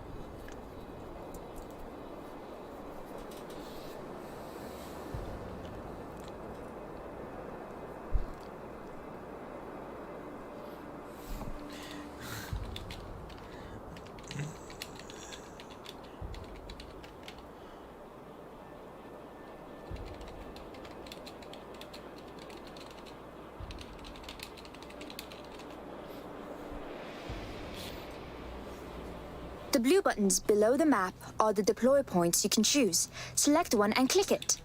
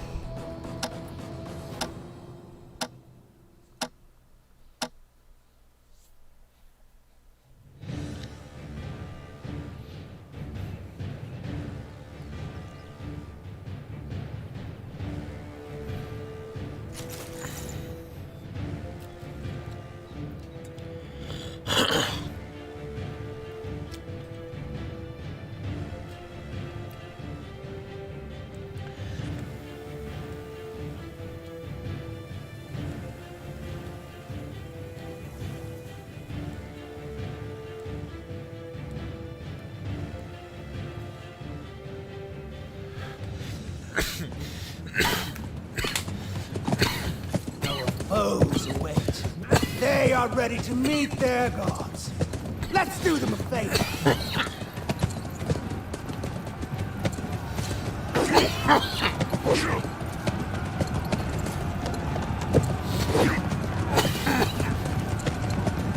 We are capturing an objective. The enemy is capturing an objective. We've taken an objective. Follow me. The enemy has taken an objective.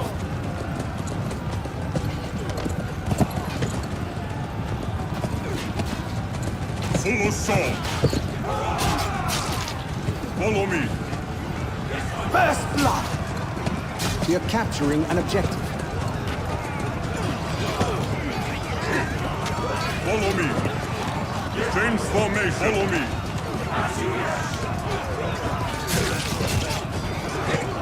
The enemy is Follow me. capturing an objective. Follow me. Follow me.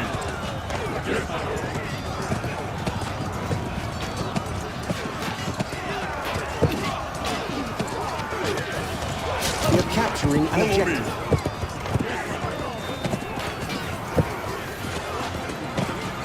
The enemy is losing. Brothers, keep the pressure on, and let's crush them.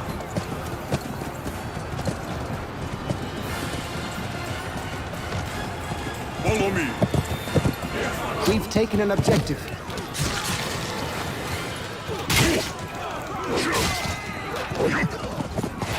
Follow me. The enemy is capturing an Follow me. objective. Follow me.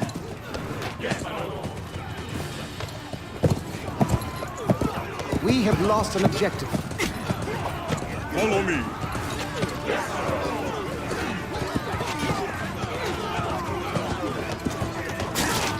Follow me. We are capturing an objective. Follow me. Full assault.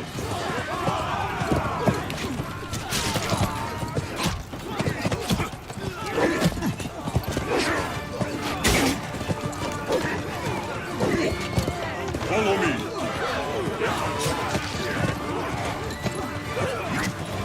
Follow me.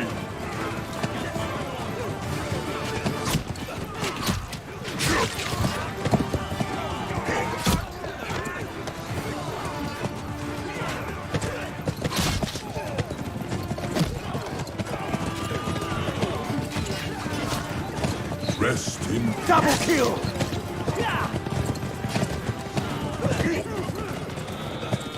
full assault. No. Double kill!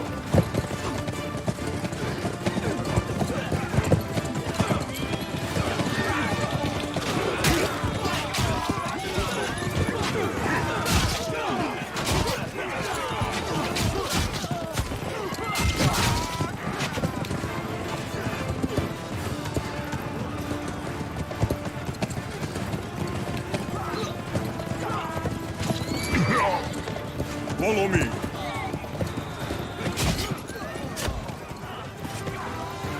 Double kill!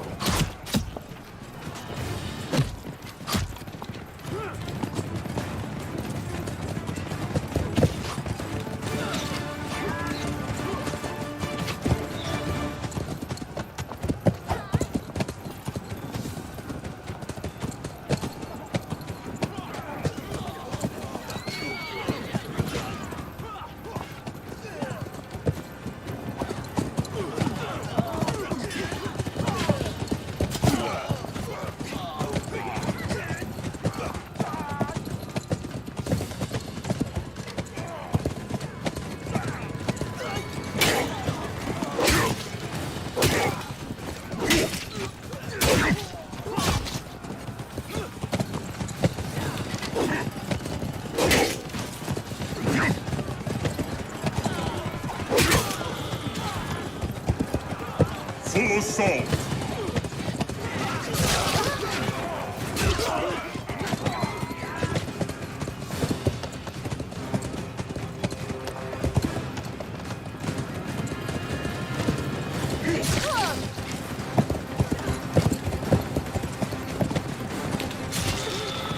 Follow me.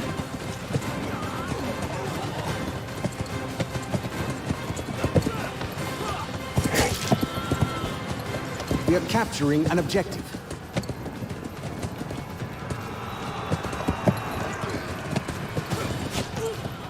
Follow me.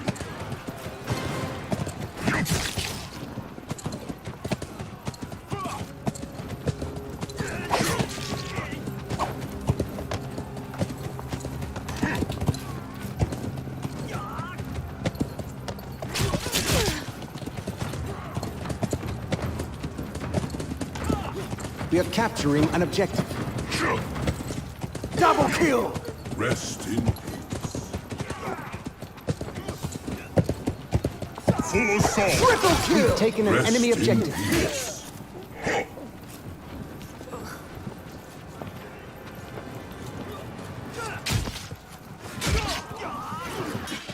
非长胜不败，奈何尔等无自量力；无非长胜不败，奈何尔等。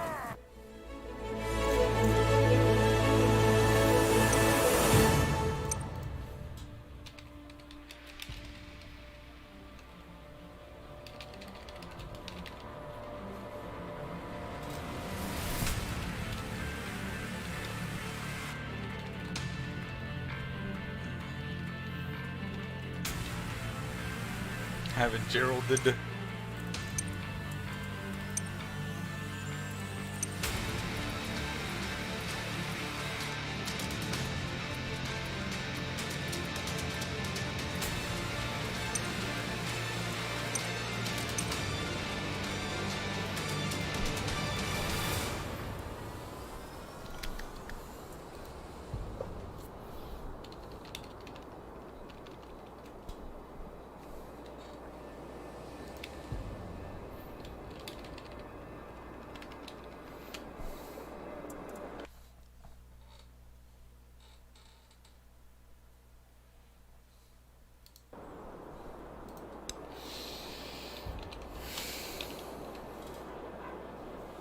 No, how we doing there, my Mirage?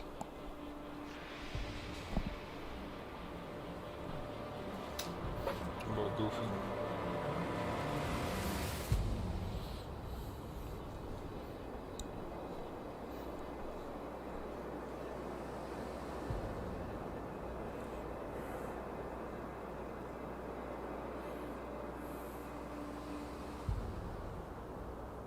吧？逼我是吧？逼我是吧？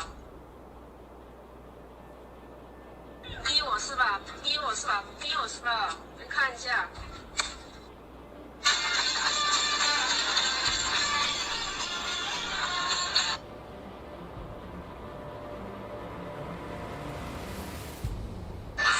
More healthcare settings and respond. I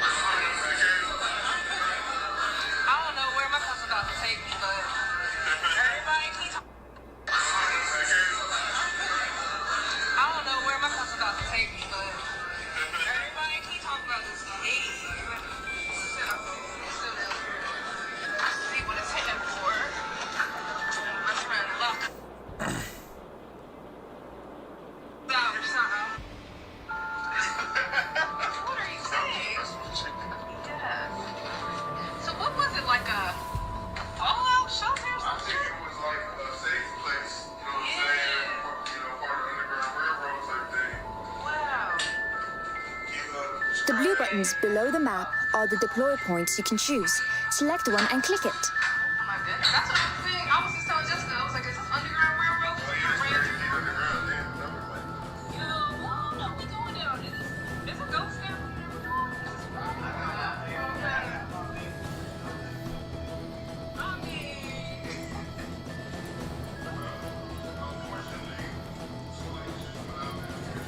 I don't even need to go back.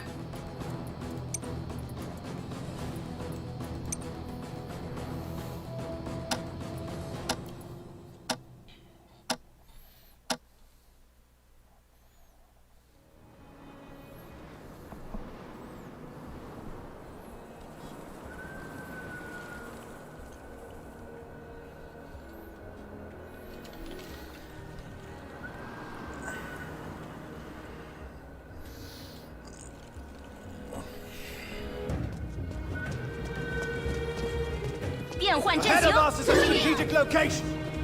Let us seize it.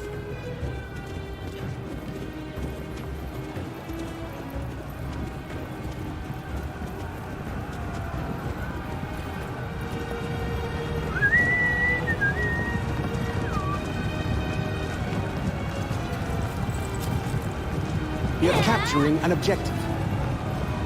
举盾迎敌。 The enemy is capturing an objective. We've taken an objective. 变换阵型。 The enemy has taken an objective. 变换阵型。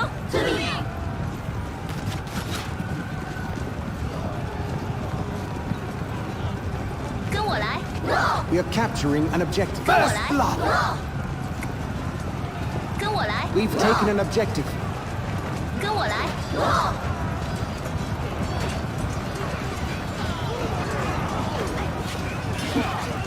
变换阵型。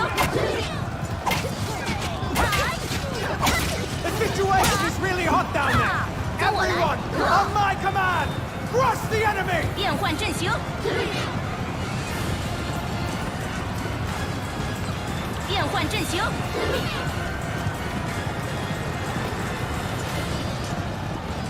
Double kill. 变换阵型。变换阵型。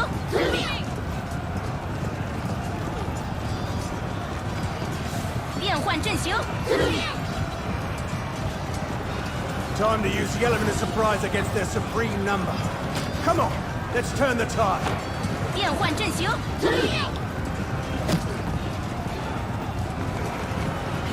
变换阵型。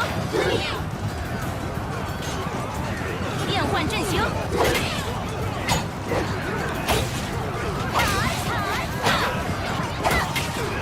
Double kill.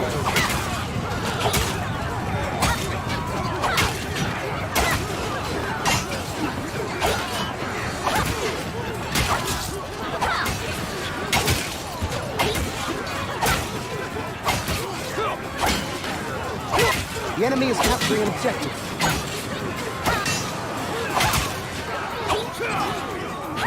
跟我来。 Triple kill. 变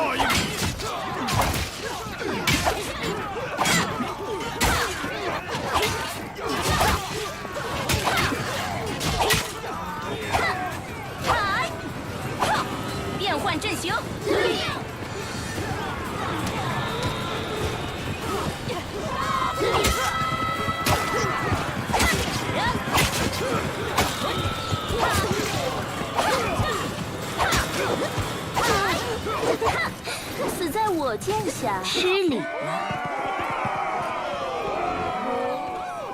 The open What a load of crap.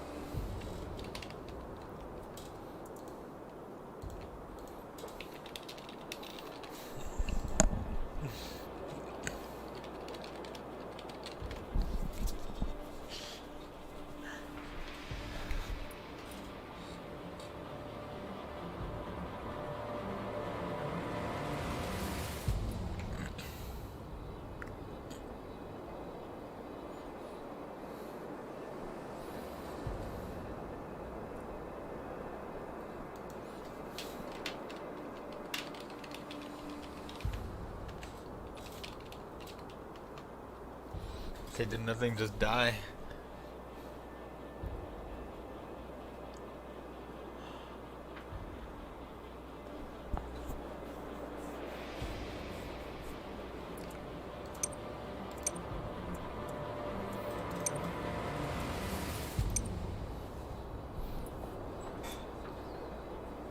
The blue buttons below the map are the deploy points you can choose. Select one and click it.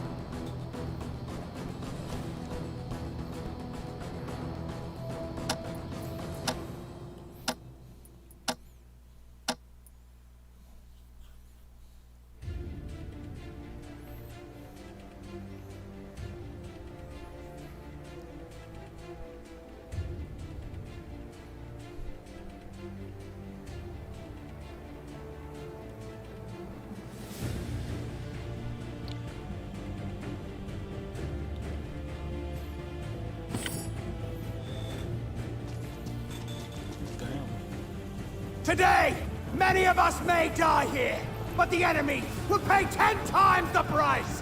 To the death!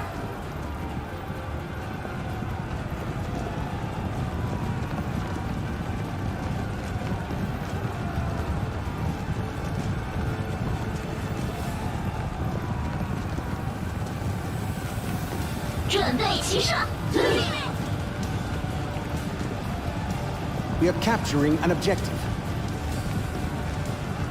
The enemy is capturing an objective. We've taken an objective. The enemy has taken an objective.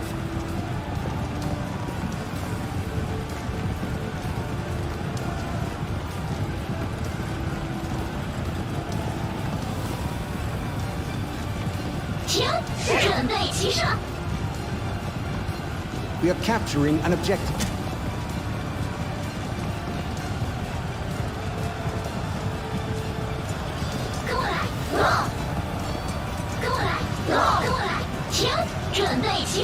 The enemy is capturing an objective. First blood!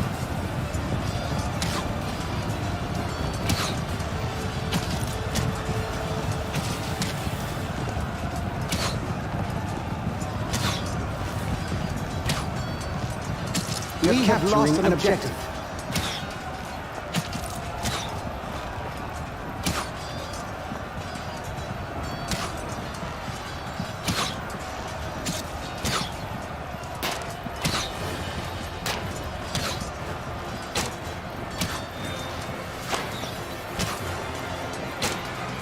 Time to use the element of surprise against their supreme number. Come on, let's turn the tide. Double kill!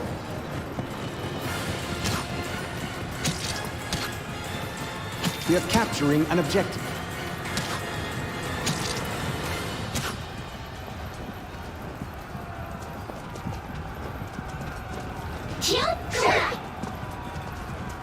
We've taken an enemy objective.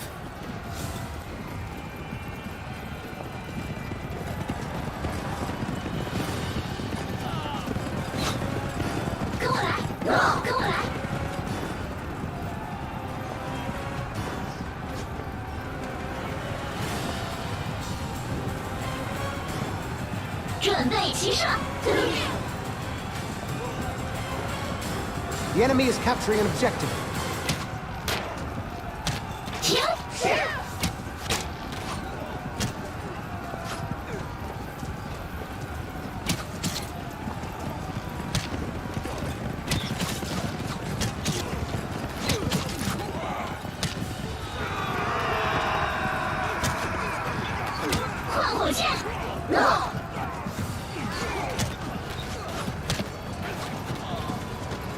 We have lost an objective.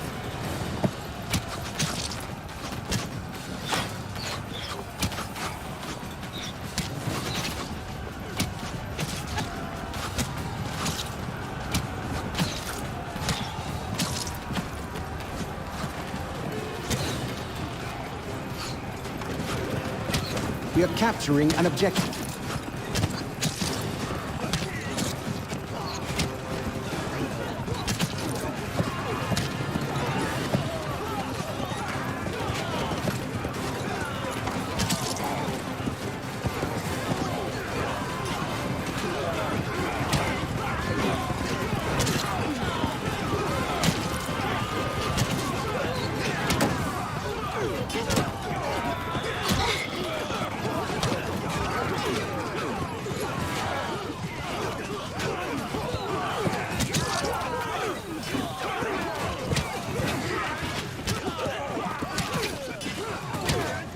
Triple kill! 二叔，太轻敌了。 Quadra kill! 下一个， Penta kill! 下一个， Double kill! 还真以为自己能活下来。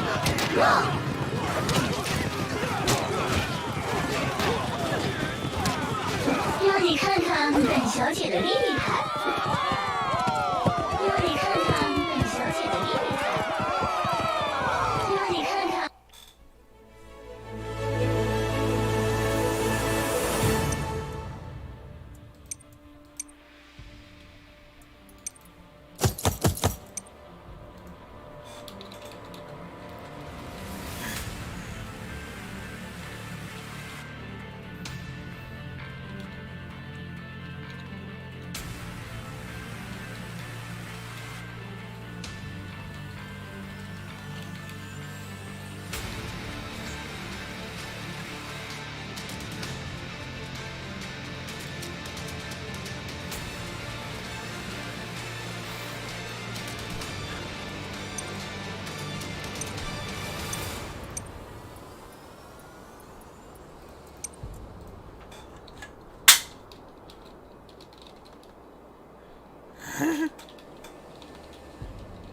No.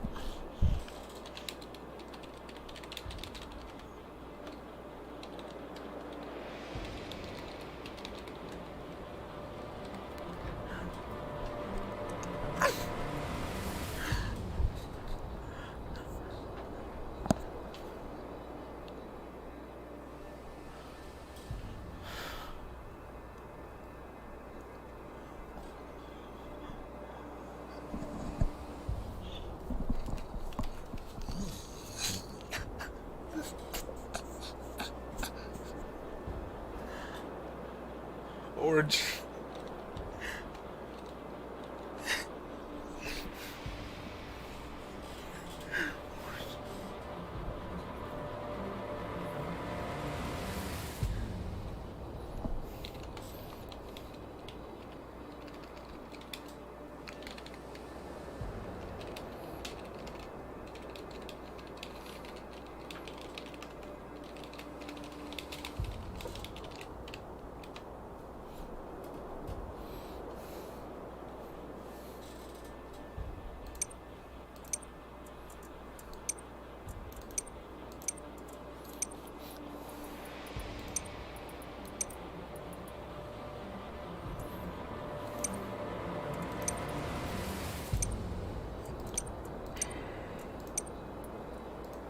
The blue buttons below the map are the deploy points you can choose. Select one and click it.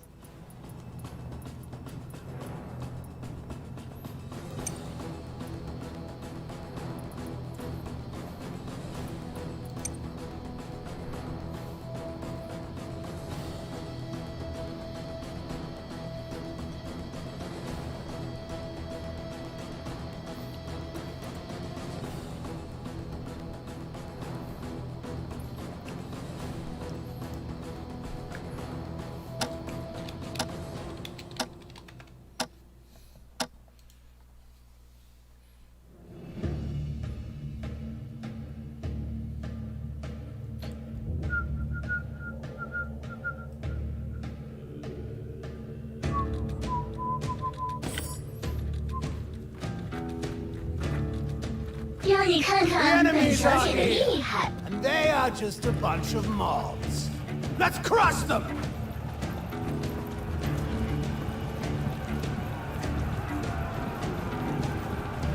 The enemy is capturing an objective.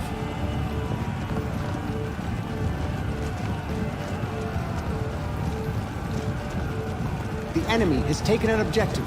We are capturing an objective. 准备齐上。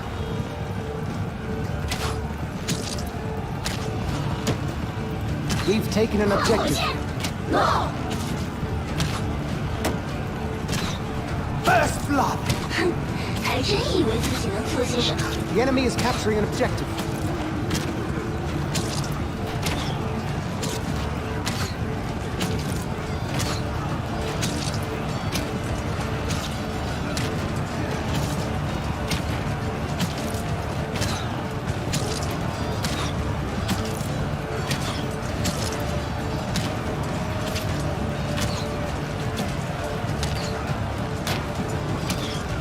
Double kill! The enemy is capturing an objective. Double kill!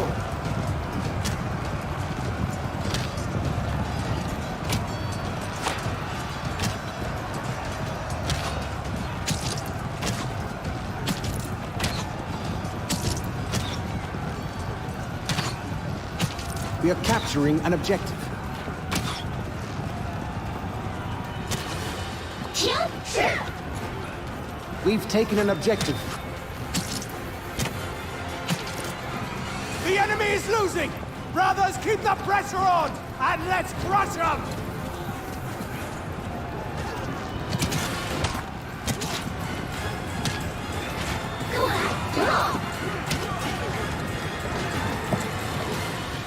We are capturing an objective. We've taken an enemy objective.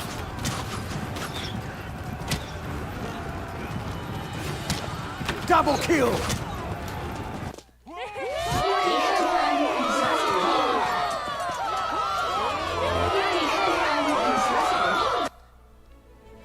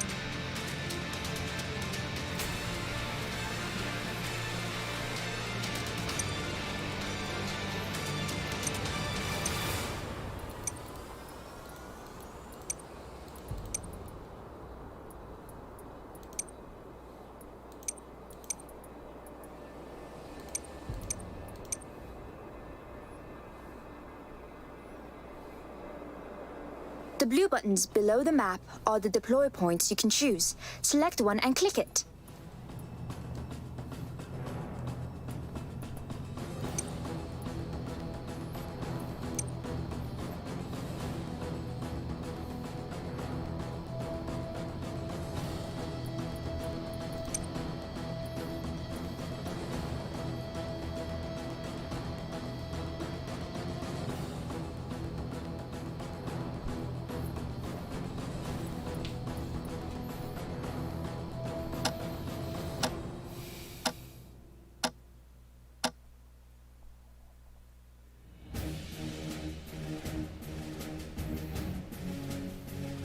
Oh jeez. Oh man. Oh jeez.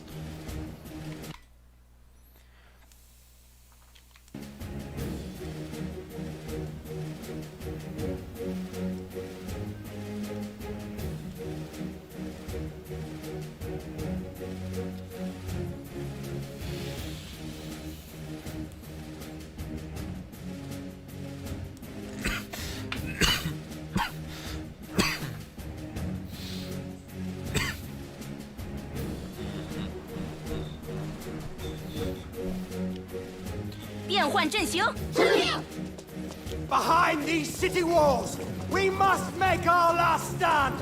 Brothers, who stands with me?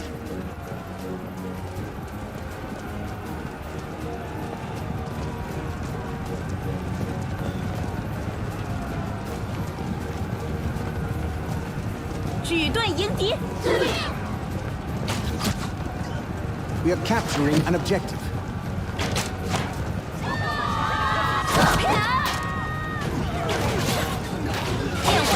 We've taken an objective. First blood! The enemy is capturing an objective.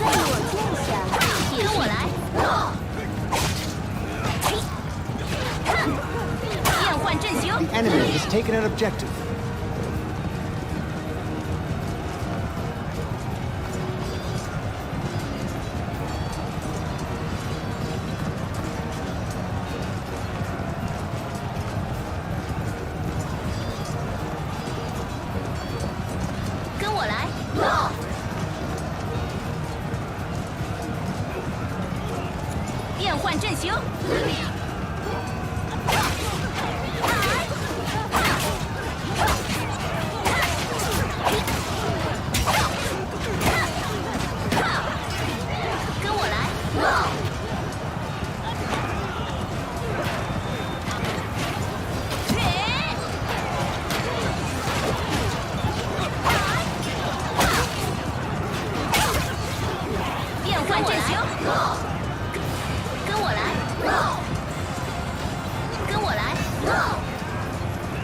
The situation is really hot down there. Everyone, on my command, crush the enemy! 变换阵型。跟我来。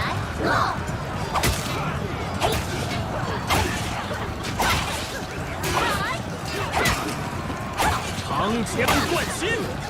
The enemy is losing! Brothers, keep the pressure on! And let's crush them!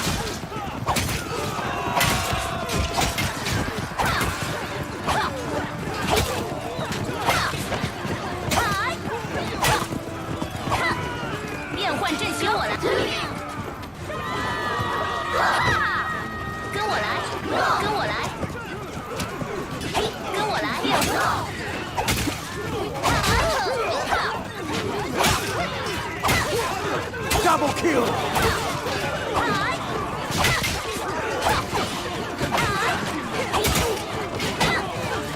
Double kill! 长枪贯心。跟我来。变换阵型。 Triple kill! 在我剑下，撤回来。 Triple kill!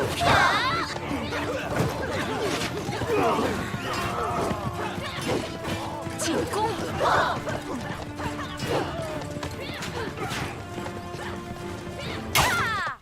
失礼。尔等鼠辈，竟敢在此与我对阵！哈哈哈哈哈哈！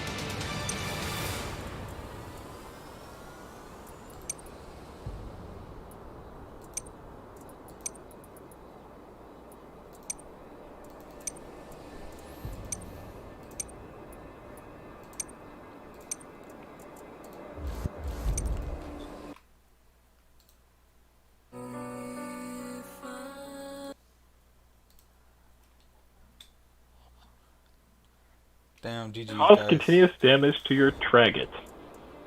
For 6 seconds. Yeah, that's the thing about Bloody Mary. She's the queen of buffs and debuffs. I was more saying on the spelling error. Yeah, it was a. There's her descriptions for what her abilities do are so long that they tend to fuck up a lot. Did we get you guys again? God bless these motherfuckers. I'd be shocked. Probably.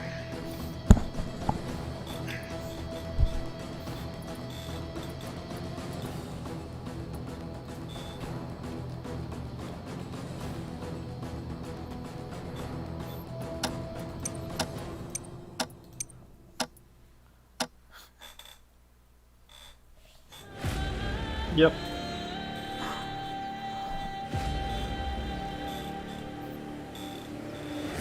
Oh god.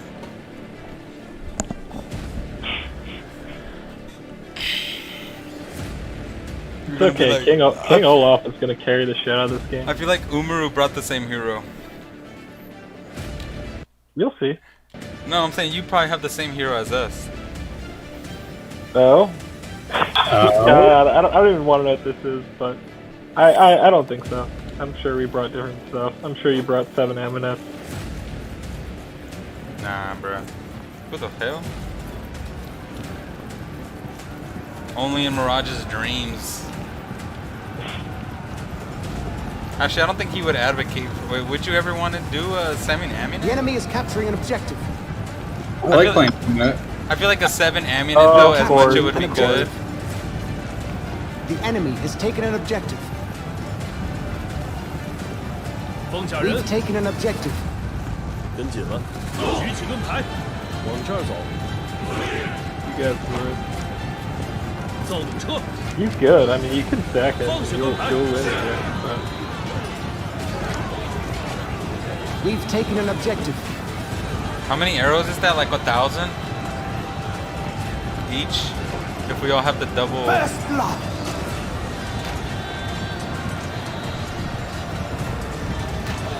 跟紧了，造弩车。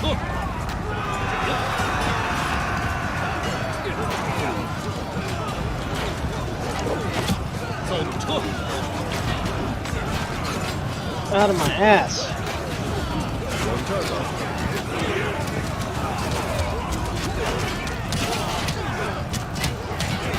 Fucking Radiance, that's the problem. Playing right here.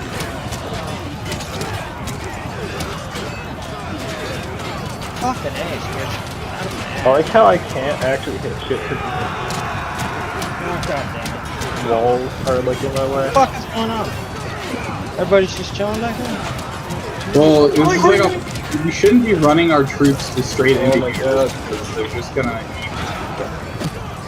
Twitch is just like standing there as they get stomped because they're getting archer to death. Like, dude, like you gotta fucking be there. You're Godfrey. You gotta be in the fucking front of the fight. Like,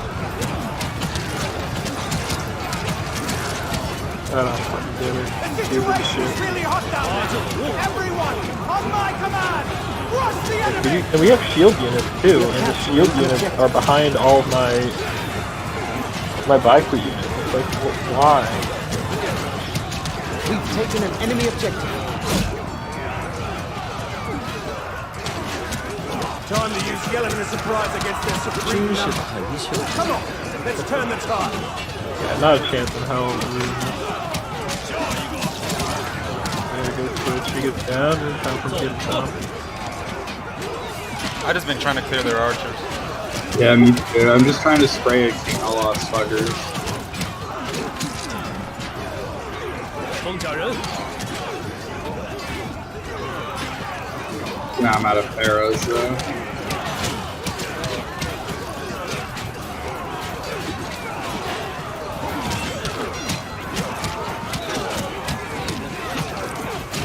Shoot Olaf. I mean, he has a great unit protect.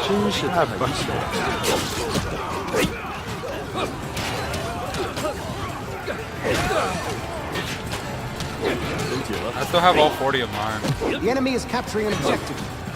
That's a lot to the trading. Double kill!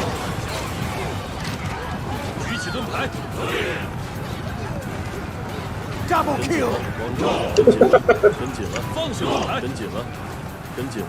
I like how it said that we had the upper hand at some point with the voiceover line. I was really not believing We have it. lost an objective. Yeah, that's not true. I mean, like, press tab when that happened. It's like you're not doing shit. We are capturing an objective. Like how he tucks himself even further. Yeah, like that's gonna do me well. We've taken an enemy objective. Like, what did our Hanzo do? You had a Hanzo? We had a Hanzo, and he fucking died. He like, died to Hanzo Orange should be able Sting to right fight the away. shit out of you guys. I just don't understand how you do that bad as Hanzo. Oh, I didn't get to do the good dance. He easily could have flanked, right?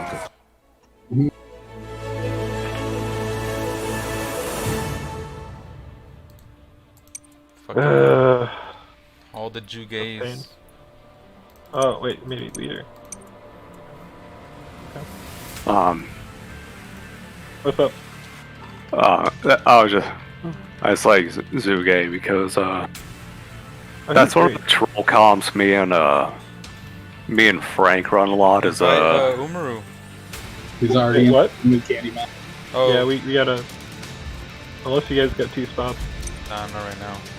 Yeah, that's like me and Frank's favorite troll comp is Zuge and Bikey. Yeah. No, I mean they're great. Also, The blue buttons below the map are the Lube. deploy points I you can like choose. Lube, Select one stacking and click Lube it. as well, because he's got all those heals. Your front line just never dies.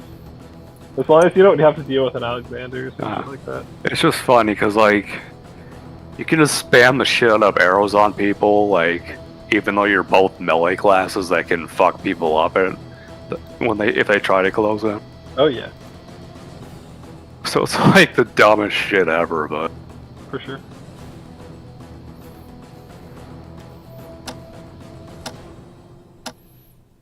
Yeah, the nice thing about we'll see how this goes.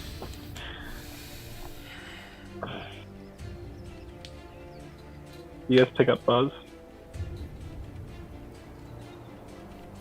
I thought you had Candyman with you. Yeah, we do. I'm saying, do you guys picked up Buzz?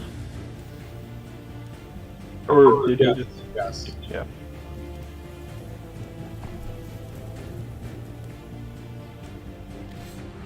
I said to invite you way before. No, that's fine. That's fine. That's fine. So don't. I mean, I just kidding. I look forward to crushing you this game. Ouch, man, that really hurt. These bot archers on our team are gonna survive. I'm long pretty enough sure to those make aren't it happen. bots. I think you have all. human I mean, we'll players. see if they do better than bots. Well, at least I hope they aren't bots. Because then bots wouldn't go where I want them to go. Usually. Our enemy is encamped on the other side. Let's wipe them I out. bet you're playing Charge! Gerald. Gerald. Oh, I guess if you're stacking Sugar again, then that would also. I'm Billy Mays. Billy Mays. That's a choice. Beyond Wayne, Macho. We are capturing an objective.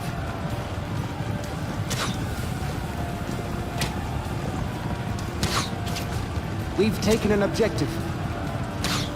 yeah, but seriously, where's my summer then?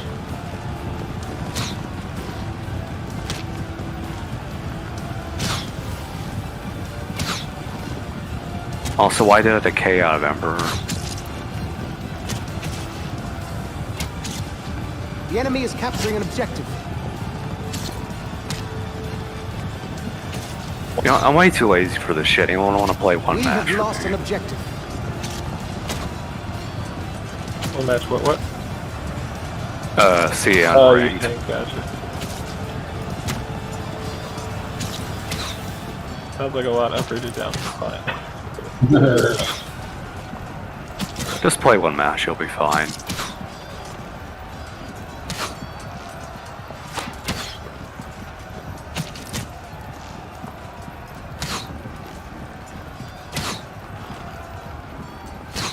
Where's my front line go? My front line all they just... My entire unit got fucking demolished. Well, yeah, because he's...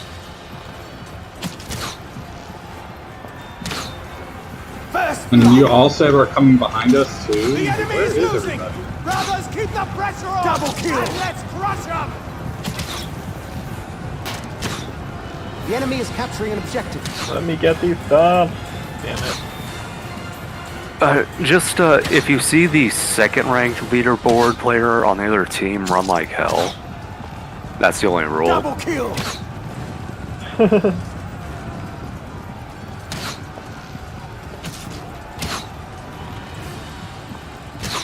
We have lost an objective. Fuck.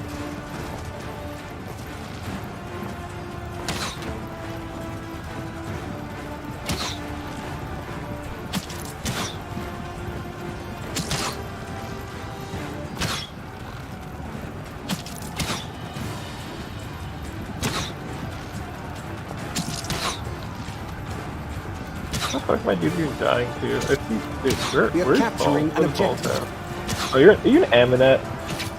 Hell no, I wish.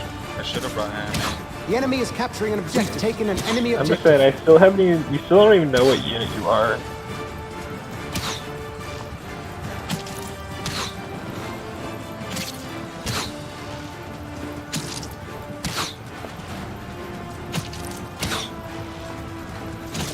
The enemy has taken an objective.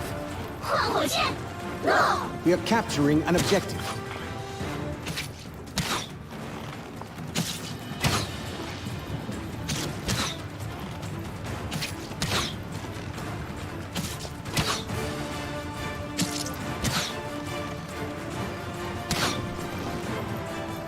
God, I deal with fucking Lancers. Cap.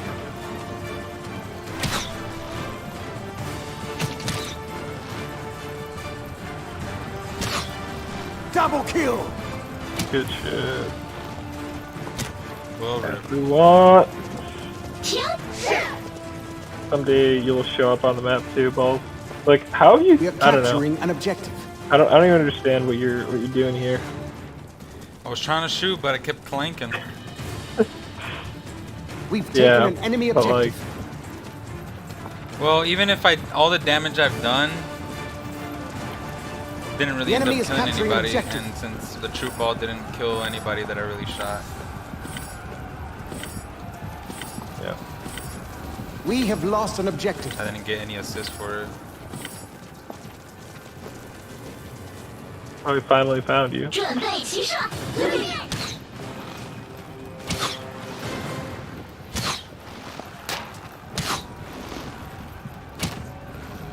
It'd be nice if the rest of our infantry decided to rush you Would they want to? No. instead of just like tanking all your shit. The enemy is capturing an objective. Fuck.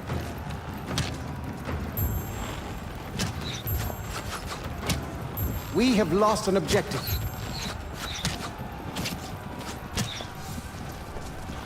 准备齐上，准备齐上，停，准备齐上，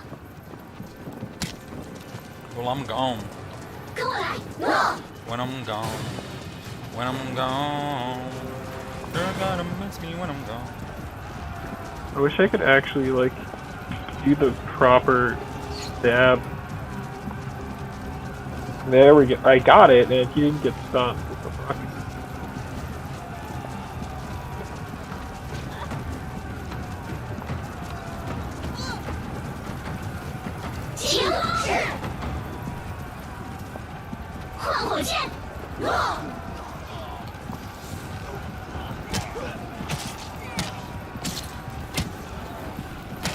We are capturing an objective.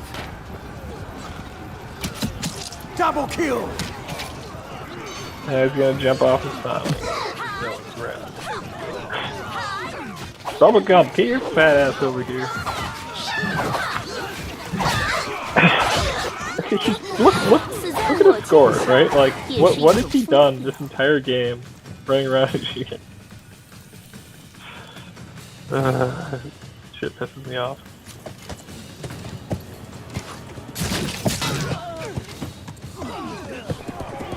Wait, did... Candy left our party, didn't he? I was thinking, like... I knew there's some, like, dude who is in here, and we were in a 3-man party, and I thought... Like, Candy didn't change his in-game name, right? Yeah, he's now, Bubba Gump. He's now Bubba Gump. Well, I'm not in a party with Bubba Gump, so... I'm coming back, Mirage, hold on. But yeah, you guys don't have room. I guess I got 3 other people in my team now because it's an open party, but whatever. You don't have room though, right? Nope. Okay. Thank you.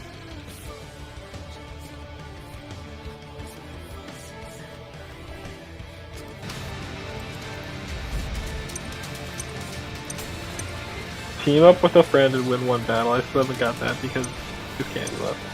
Feels bad.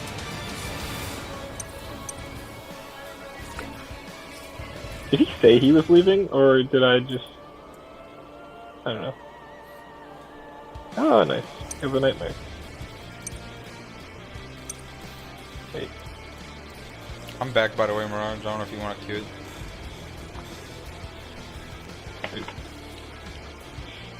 You should queue now, Umaru, so you can get our other 2 spots. We're queuing. We're apparently in 5-man now, though. So, oh, you're 5? The blue buttons below the map are the deploy points you can choose. Select one me and the click it. nightmare, and then 3 randoms. And you got a match, I assume? I can only assume.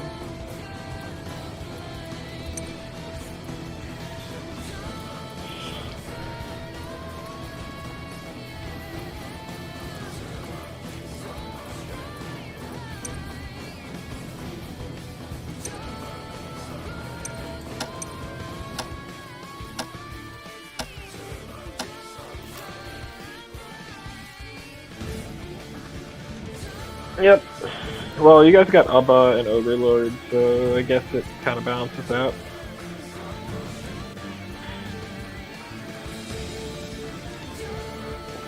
But we also got Bubba, so just a B tier Abba. You mean Candy? That was good. No, you got some Chinese help. Yeah, I don't know. We'll see how decent they are. I mean, they're probably better than the bot archers. But how well did our archer do last time? Actually, I didn't look at our archer last time. So your Chinese guys are archers? Got it. I ain't saying anything. I ain't giving out state secrets. You implied it. Did I? I mean, I can kind of get the implication. Alright, so one of them isn't, the Isabella. So what about the other Asian? Mary? Oh, okay. You weren't lying, oh, okay. Get served. Well, Switch is definitely an Asian too, but I just don't know if... He probably runs Godfrey.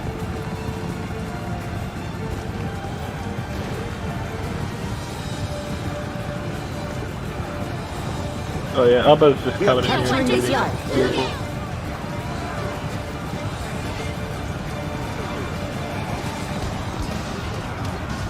And there's a fucking dude behind me killing all my archers. He's just like, herp derp.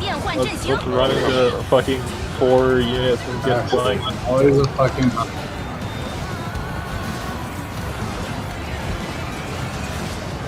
Buzz got baited.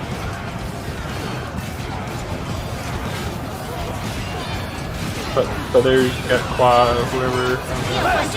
The situation is really hot down there. Everyone, on my command, crush the enemy!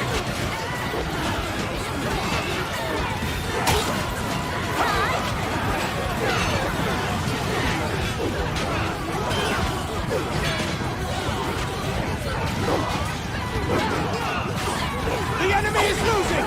Brothers, keep the pressure on! And let's crush them! Let me get stop. Let me get it. Damn it.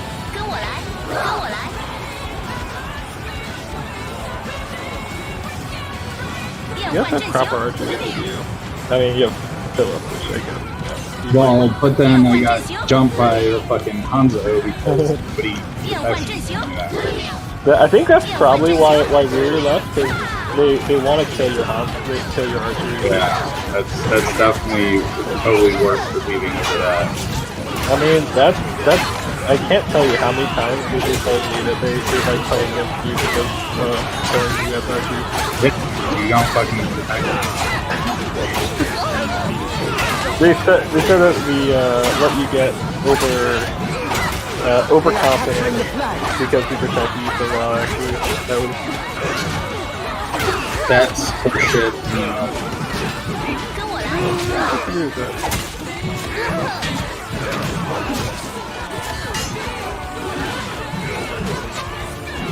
Double kill!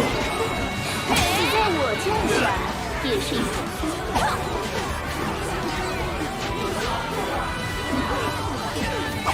I fucking love Dao Chan. You got this cav archer just sitting behind us, and nobody's fucking. Everyone's just like standing there fighting in front of it. Like, what the fuck? Anyway, do we have? I assume we got somebody on point just being a complete asshole. That's how this shit goes down, right? Yep. There's the. It's just like Abba. It's like Abba's multi-boxing here.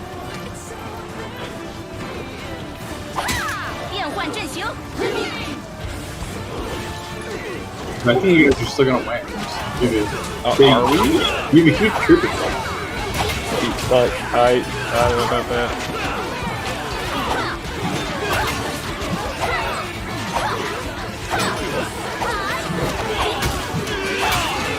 You guys still have all these cabs.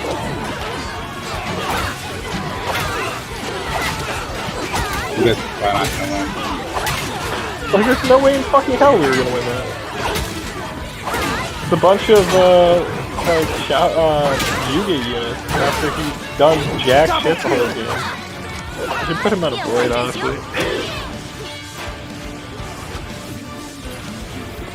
Triple kill! 死在我剑下，变换阵型。Like him and Abba together, and they can both be, beaters together.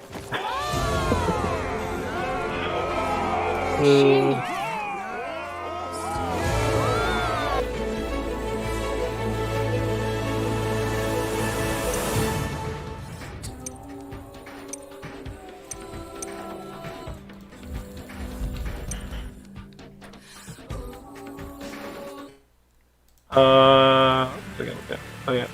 I'll pass class.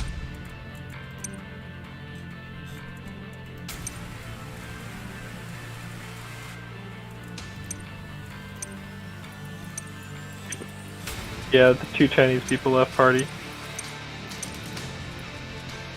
Oh, they were with you? Yep.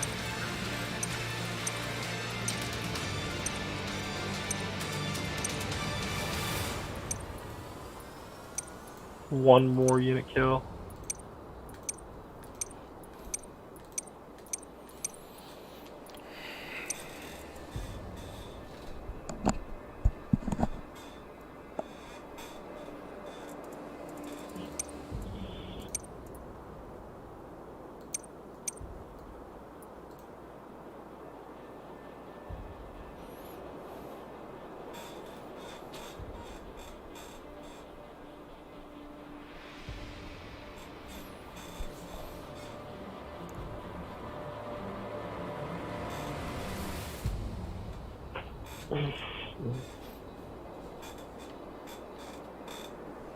The blue buttons below the map are the deploy points you can choose. Select one and click it. And you guys got a match? No doubt. No? Yes. We're still queuing. Okay. Guess we managed to avoid you then. Oh, we just got a game. Mm-hmm.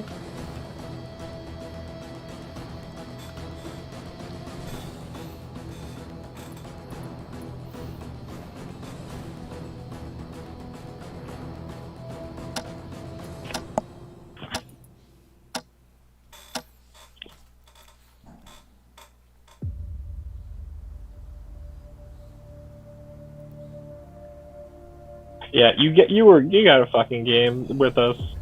You don't get the game 10 seconds later and then get into the same game, balls. What are you talking about? If you get matched into a game, you get matched at the same time. Tripping. I don't even see you in our match. All I see is Oramu. Oramu. I remember actually playing Puzzle Pirates. I made a character named Oramu. Yeah.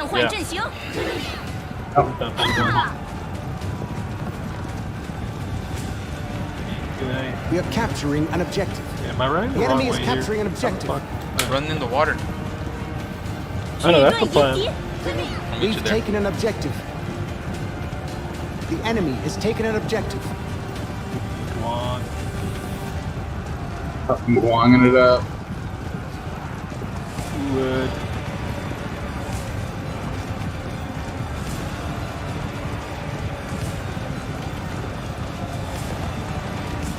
We are capturing an objective.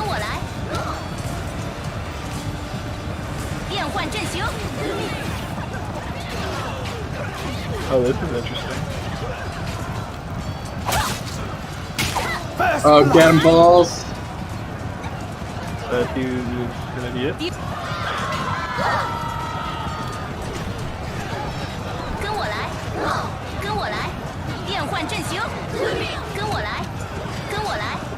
We are capturing an objective.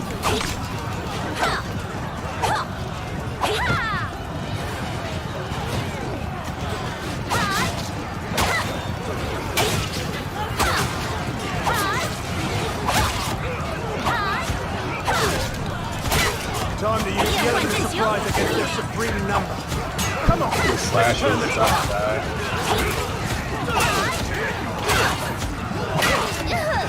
I chased him all the way. Where did you come from? Your Edward chased me. Edward chased He me. went all the way around the whole fucking map. I'm trying to tell you, Edward was following. I was following Edward all the way to you, and he led me straight to you. I just sandwiched him. I didn't even know you could go from there. Like, okay, what's the rest of our team doing? Dying. I'm not trying to sneak up on me. It's really annoying. I mean, but like, god damn it. Fuck. We had them in that point. Like, that was a great spot because you couldn't even archer us. And there comes a doubt. Which, if like anybody else did one more unit of infantry there, that would have been a fucking easy wipe.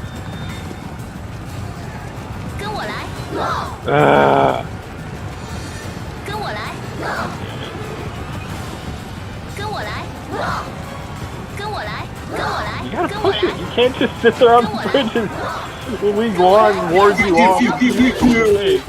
Okay, please. Yeah, stand there and die.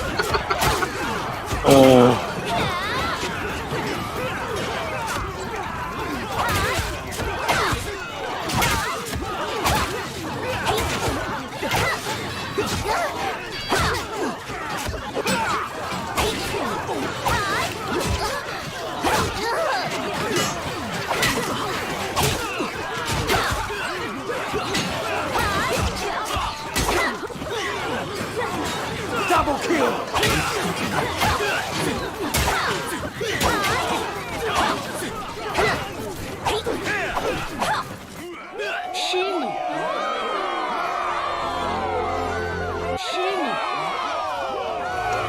pretty good. I mean, okay.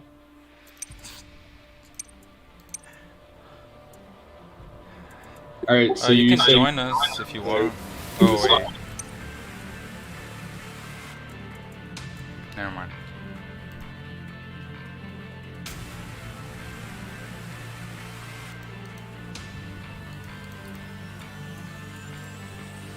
Because he's got multiple people now. Yeah, I forgot. Yeah. Yeah, the nightmare, yeah. You can also invite I Death don't, I don't Sector. care about the third dude, but You can invite Death Sector. I'm talking to Umaru, let him have the fourth, third, maybe. yeah. But careful, he might not be in a good mood today. You don't want to set him off, Umaru. Yeah, oh, too late. Just kidding.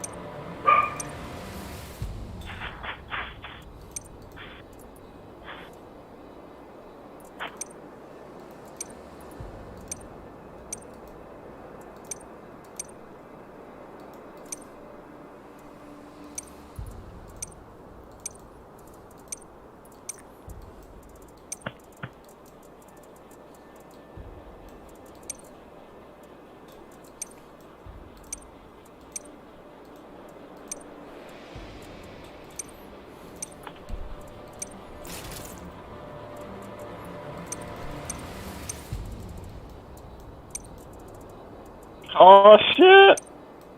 We're not against you? What is this? What is this shit? It's celebration time. I want to get the... Like, I don't even... I don't know. We'll see what, I want to get all my, like, daily quests done. I don't remember... I think I'm friends with at least one of the people on the team. But I'm not mentor relationship with anyone.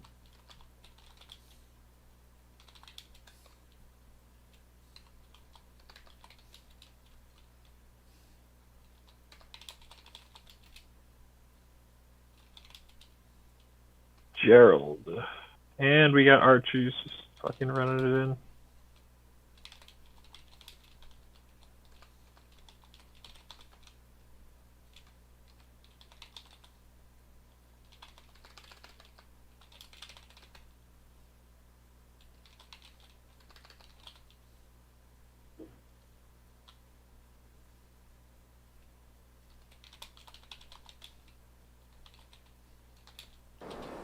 The blue button.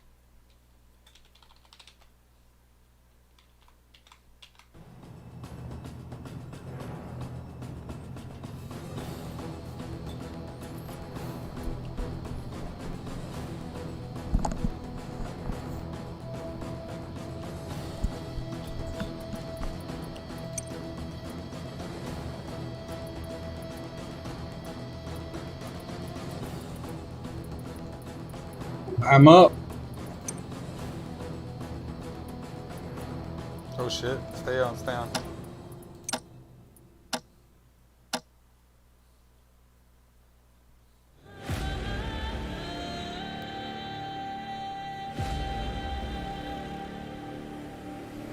Good shit so far.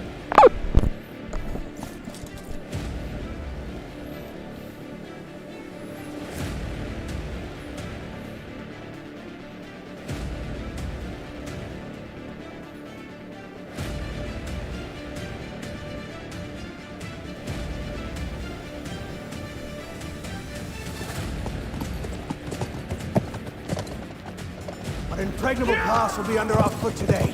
Take it, soldiers.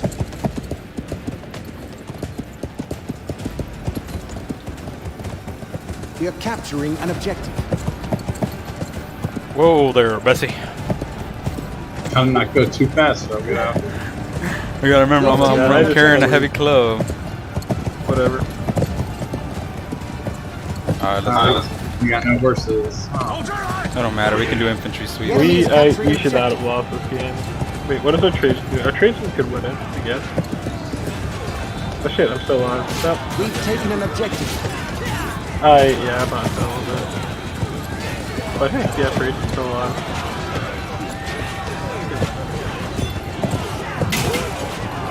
10 versus 2 unit versus 2.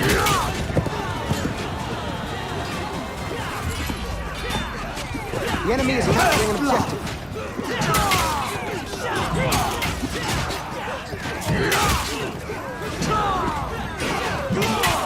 Is this a bot, Trojan? Because I feel like this is a bot.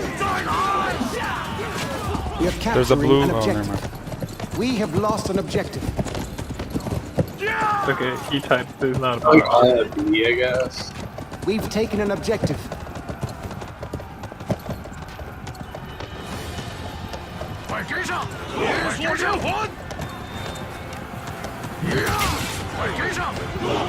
Time to use the element of surprise against their supreme number. Come on, let's turn the tide. Oh, there's fucking archers up here. We are capturing an objective.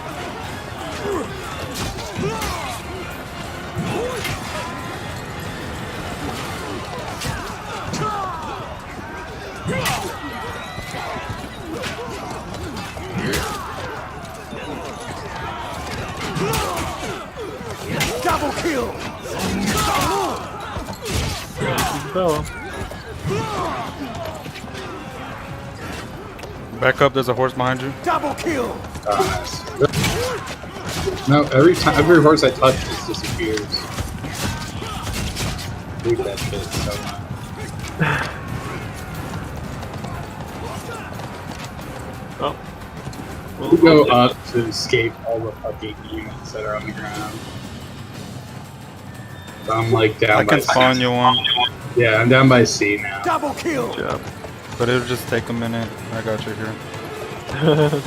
Since you're That's faster, you can just have any- this. But like, I don't know if it'll make a difference anyways. He likes Bloody Mary. Triple kill! I can wait on my reload.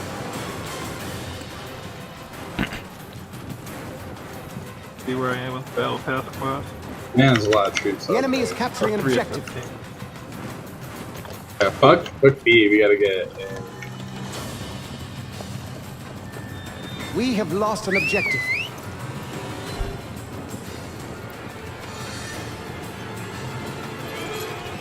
I'll grab A. I think we can sneak by. Oh, never mind. I got caught. I'll draw them away. Yeah, go under. There's still a full Trajan unit. We're pretty screwed. Yeah. They have a full UG too. Full UG. I mean, she's lost 3 units, like. Where's the Trajan?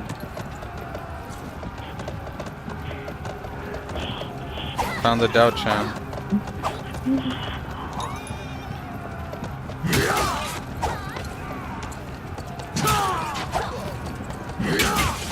Oh, Mary was just leaving her troops away. Mary.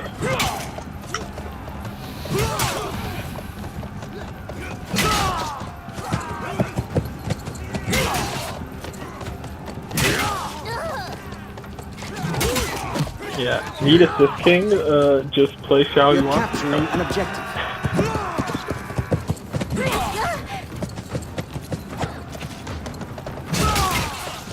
We've taken an enemy objective.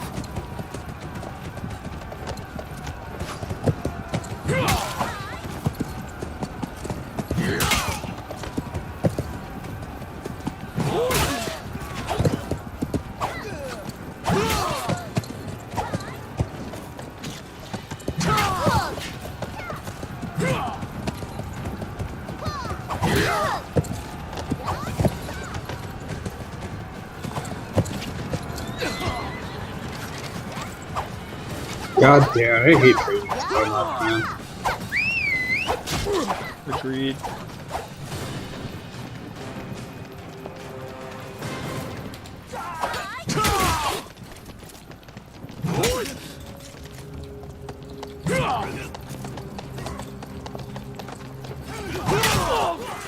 The enemy is capturing an objective.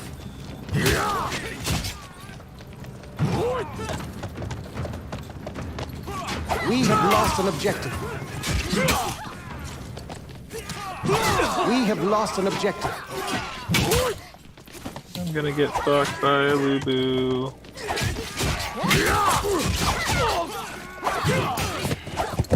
Gotta love it. Quadra kill!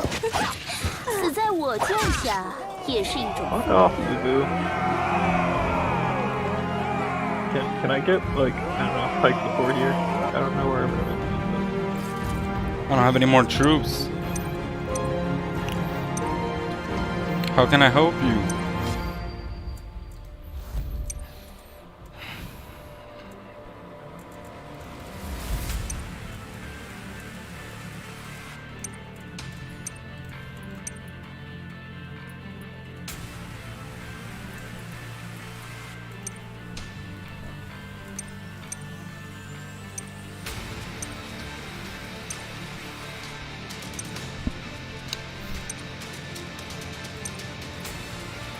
Fuck, the enemy's got 2 Trajans.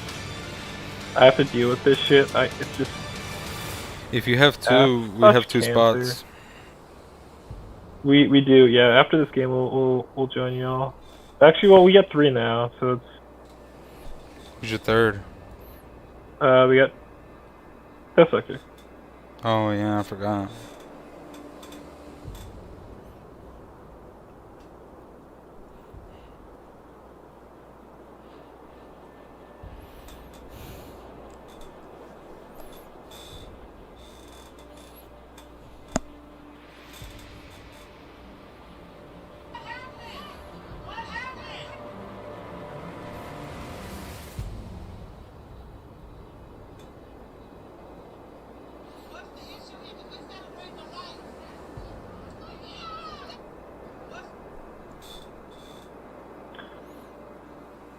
Well, still got us just king and a loss.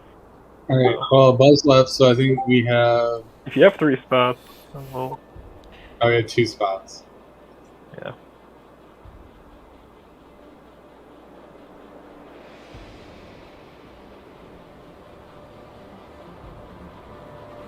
We can still get, like, on the same team together, theoretically. This game's over. Yeah, double Trajan. Really annoying.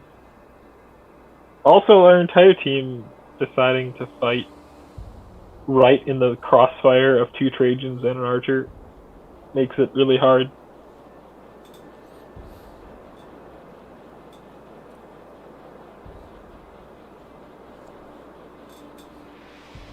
Burkian.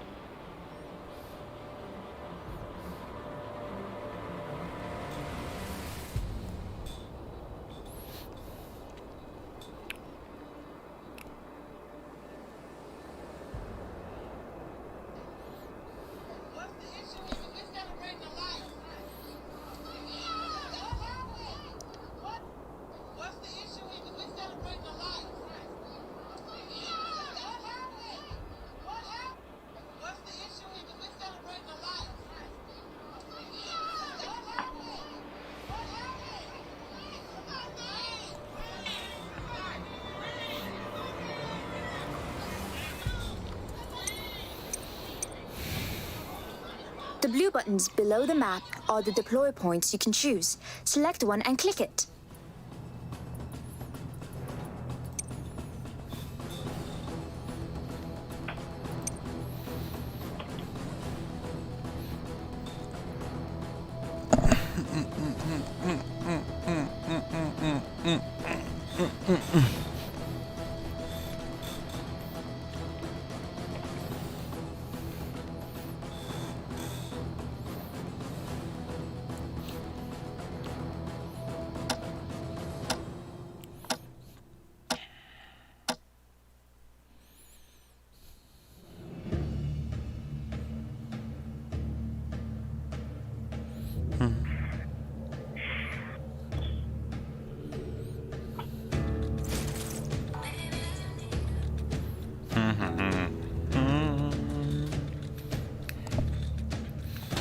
Oh damn, we didn't get a game with Dome. Yeah.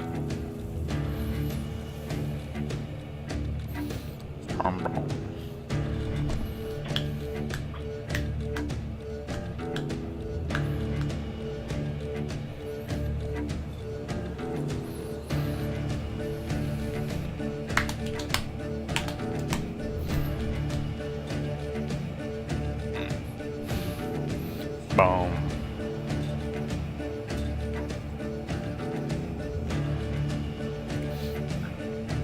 Yep.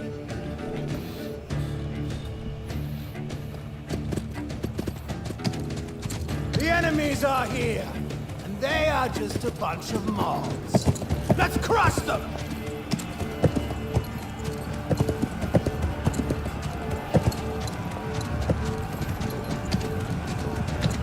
The enemy is capturing an objective.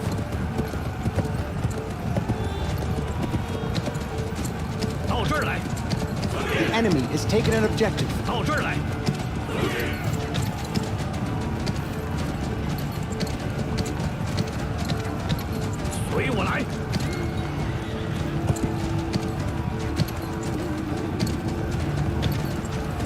The enemy is taking an objective.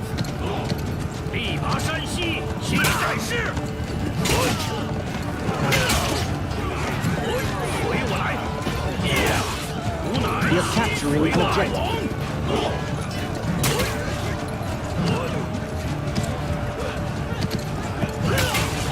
We've taken an enemy objective.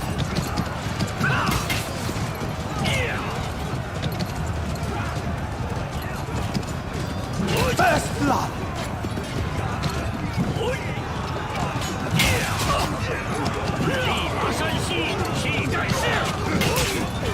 I hate game change my chat.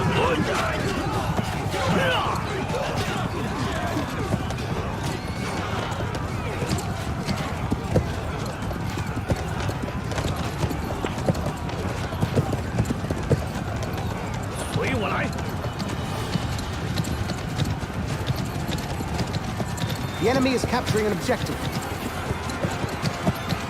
The enemy is losing! Brothers, keep the pressure on! And let's The crush enemy them! has taken an objective.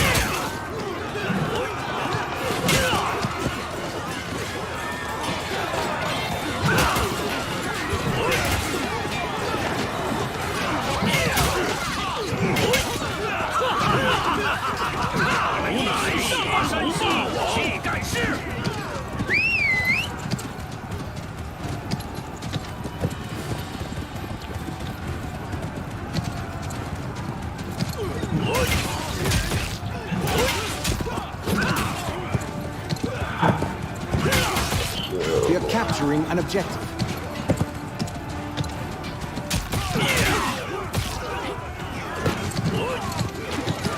We've taken an enemy objective.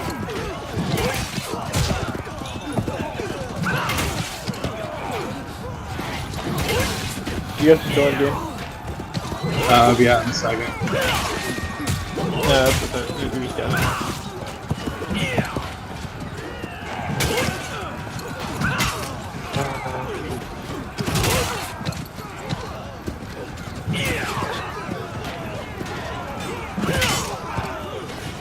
Candy! Candy is in our game.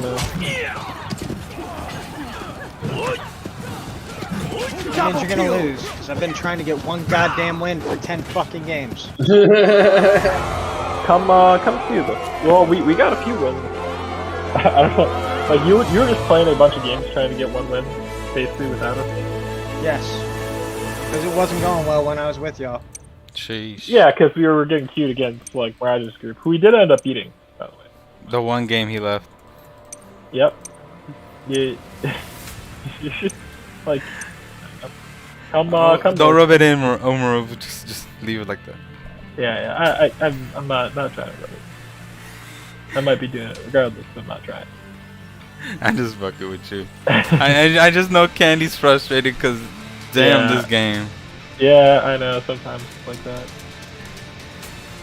What is this? 2 units of calves coming at me. After a while, just playing by yourself gets annoying as fuck for If you're just not playing bots, if you're playing bots only, that's fine. You can play by yourself. You can fuck up a bunch of bots. But when the game is actually popping, you get 7 mans, you know, it's kind of hard solo on because you get dumbass teammates.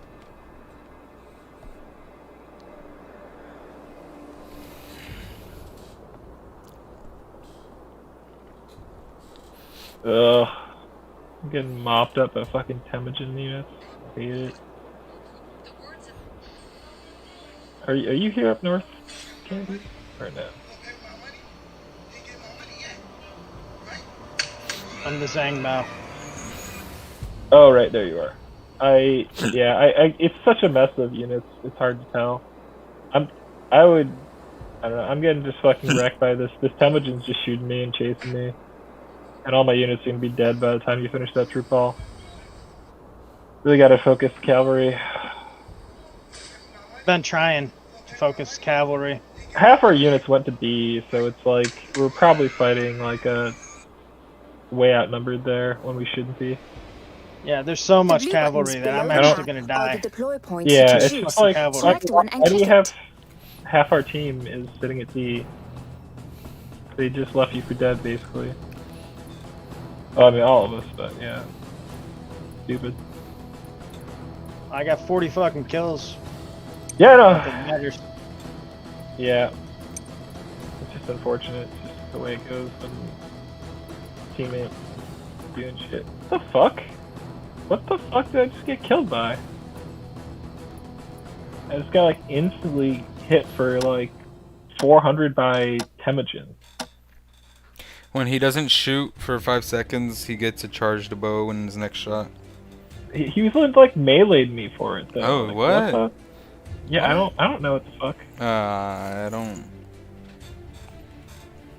You know, you can shoot a bow at like point blank, and it might look like it's melee. Yeah, it might be he shot your bow. He Man. shot you with his bow point blank while it was decharged. Because that charge actually does stupid damage.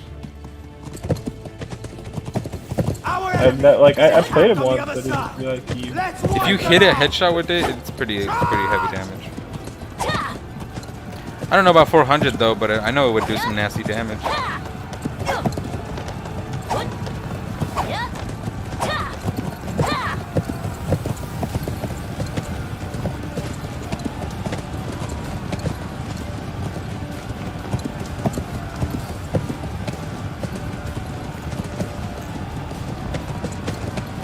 Like, what are people still doing in B? We are capturing an objective.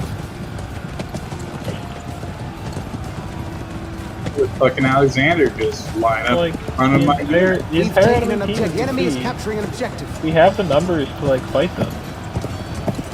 And We've people taken an are. objective. First blood. The enemy has taken an objective.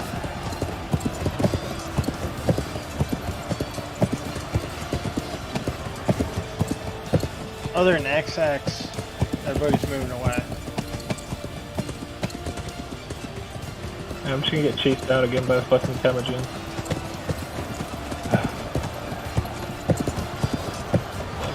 We got like 100 fucking infantry. The dude name is Lion King. King magic.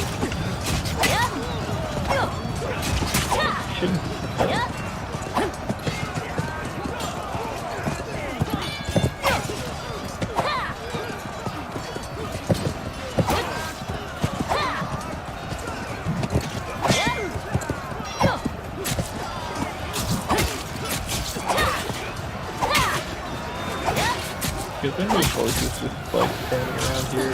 Time to use the element of surprise against their supreme numbers. Go cafe. Come on, let's turn the tide.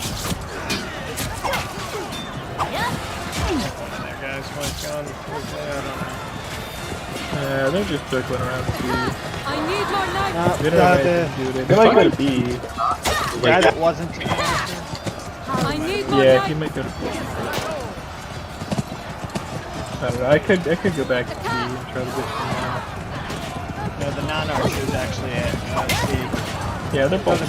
I mean, it's like, why would they leave? They have numbers.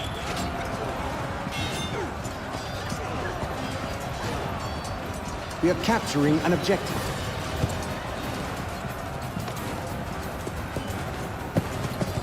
Follow me. We've taken an enemy objective. Are all these horse?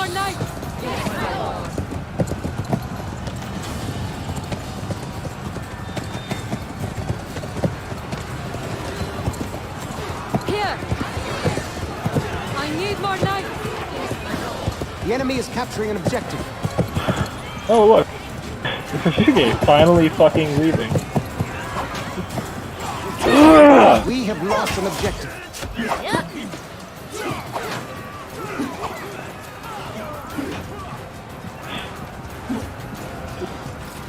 Follow me. Dumb as shit. I need more knights.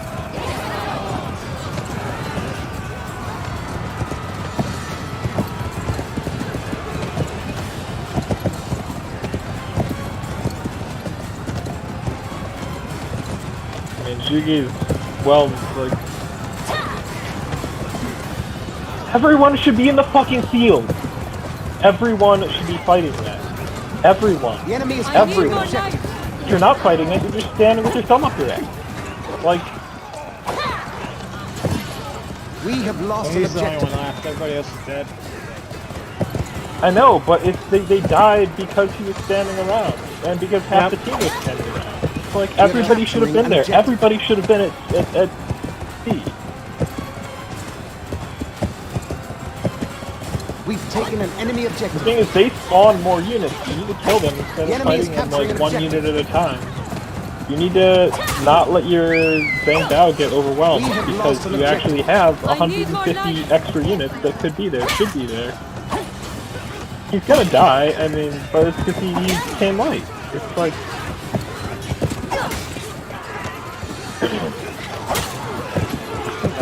I need more knights. Yeah, I'm gonna kick people, so... I mean, like that dude who's Zhang Bao. I mean, not on Giga, on Juget, like...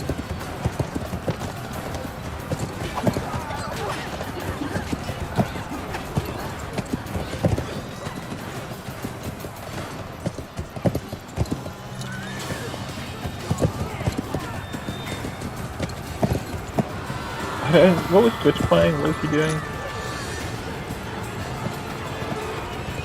Whatever, we'll queue another stuff.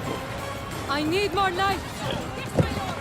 Follow You me. know what? Even if we don't win, if we just do 2 5-person games, that Yep, will yep, allow me to finish my book.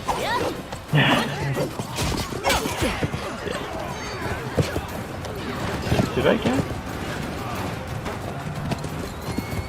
I need to do battle need pass more first knights. to get up to this thing, and I did get it.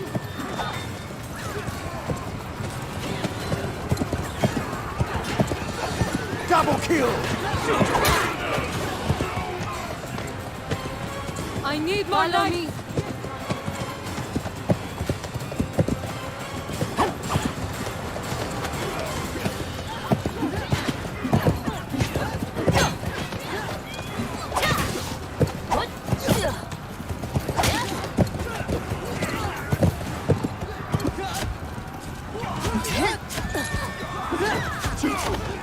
I need more knights.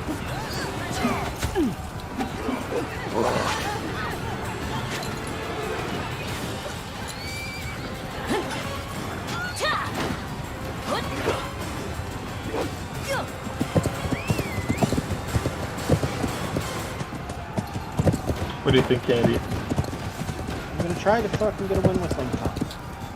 Yeah. Yeah, if you can play Ling Kong, let's go with Zenfei. How about that? They're willing to deal with their archers, though. Oh, we got 2 Trajans. Hopefully they can deal with it. Let's see. I'm the only proper shield. Yeah. Awesome. I could go Richard or something, but I don't know. What do you think, Richard or Zenfei? Yeah, either one. Whatever. Yeah. I think it could be rough. With, We got only the having one Trajans have shield. shields. We got the 2 ducks. We got the duck dude. He's got shields Yeah. too. Trajans don't act as shields, though. Yeah. I mean, we'll see how it goes. They got Yeah, Alba on their each team, one so that's a kind of handicap. a shield.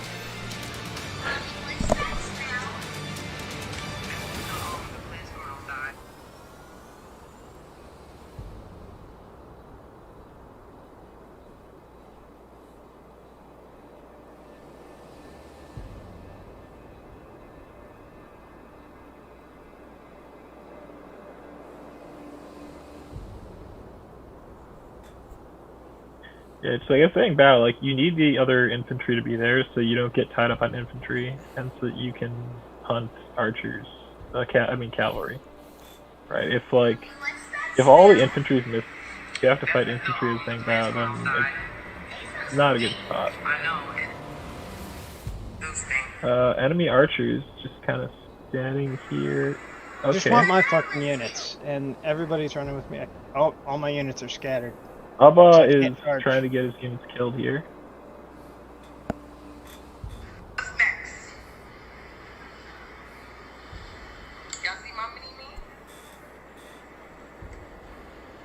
Mommy, what's that smell? That's the plants from outside. I know. I like how Abba just like sitting here and taking it. I did use my shout, perhaps a little prematurely, just to take care of those archers, but I think this should be a winning thing. How many you got alive, Candy? How you doing? 35. Okay, that's good. Yeah. They got calves on the archers on that hill. I don't know if we want to push this. I think we just sit back a little bit. Yep. I'm just gonna sit here. We got dudes. We got dudes there to flank, so it's like we should wait for them to get here to flank.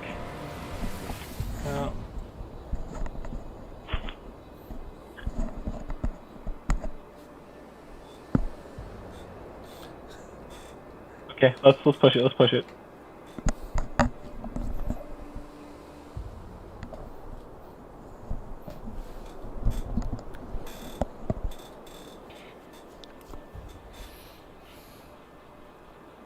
Why are you all on the side? Like, okay, I guess you want to get out of the archers a little bit, but. And it also allows another team to get up. Yeah, no, that makes sense. Makes sense. I was just like I didn't move my dudes to the side.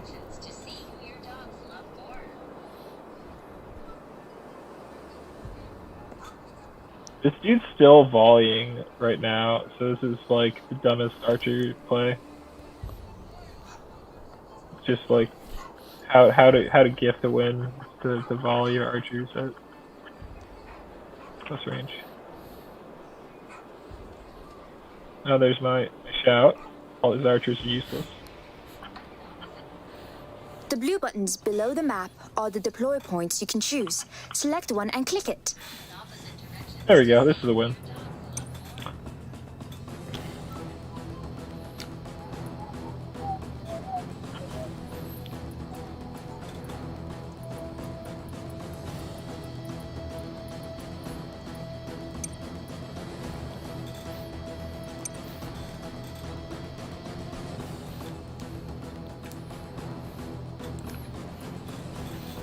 Leonidas? You pressed that win.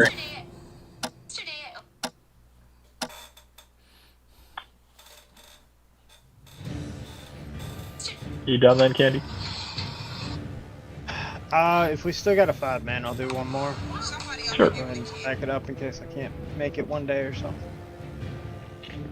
Do we still have a few to do? Cool.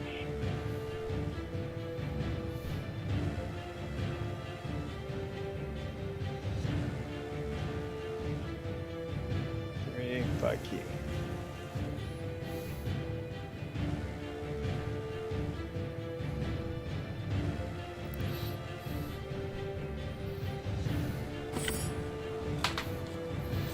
What were you on the flanking party, Jeff? Wait. They are ready to meet their gods. Let's do them a favor. Oh jeez. Oh man. Oh jeez. Oh, he's Rick. Oh, like Rick. Oh my god, jeez, man. Oh my god, like. I was just rewatching some old seasons and man, this guy's fucking, the way he talks stuck in my head.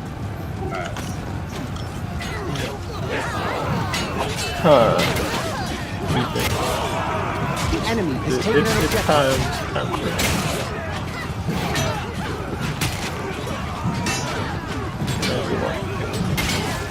Archer's gotta go kill that fucking archer. First blood. How many seats do you guys have in party now? 3. Yeah, 3. Mm-hmm. Well, you could probably invite the Nightmare and... We are capturing an objective. Double kill! Yeah.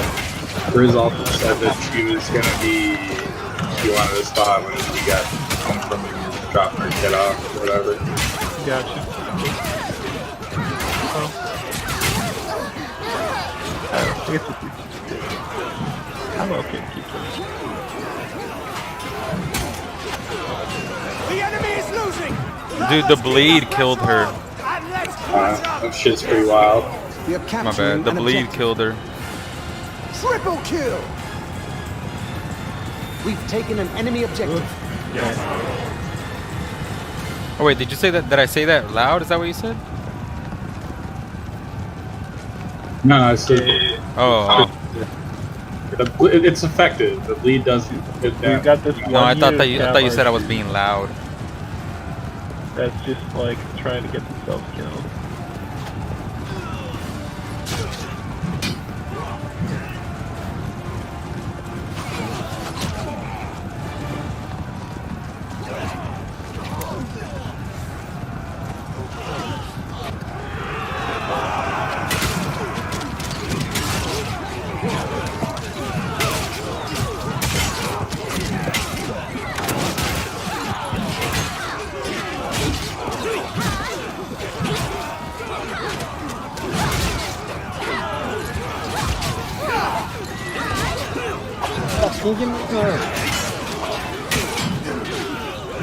Yeah, I'd like to kill some of the cavalry before everyone dies.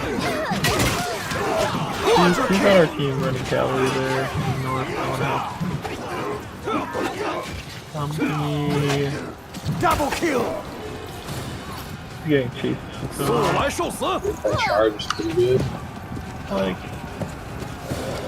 stop running away. I want to help.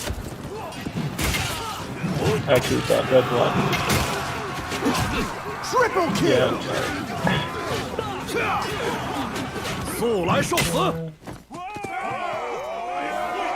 Can y'all hear Mary taunts? Like, I can't hear her say shit.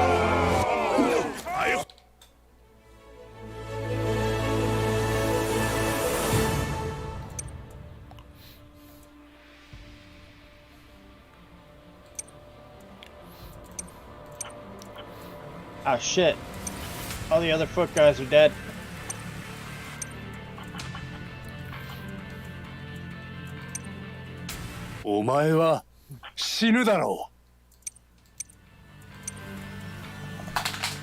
Yeah. It's just like, I mean, everyone ran in and died. Like, they didn't come with... I don't know, it's you're running into, like, we've got 3 versus 1 on the other side, and everybody rushes in to fight a, you know, down 3 units. Like, it's not a smart fight. You need numbers. And you're running into cavalry when I'm the anti-cavalry and I'm on the other side. I said it was going to the other side. I don't know, it's just like, it's bot logic.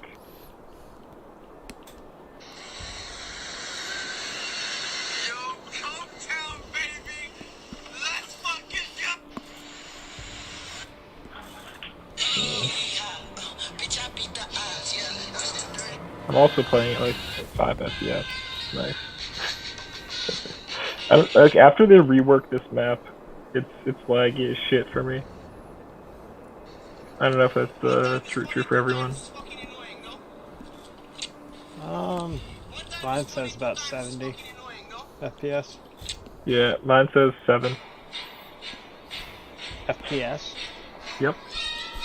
Like consistent 7.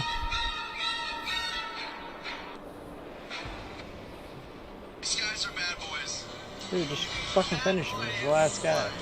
You guys are assholes. Yep. Just... Thank you.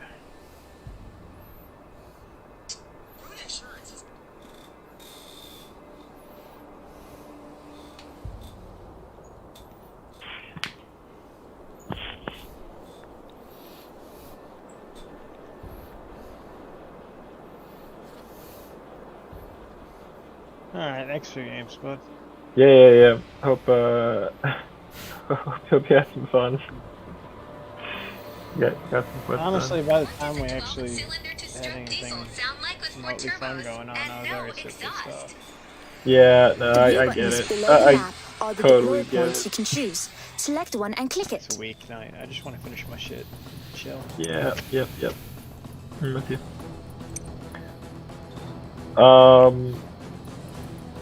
Yeah, so you guys, Mirage, you have 2 spots? So we just got a game. Alright.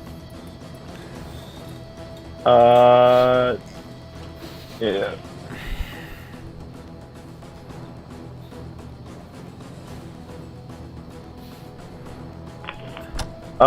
Yeah, I'm gonna wait for them.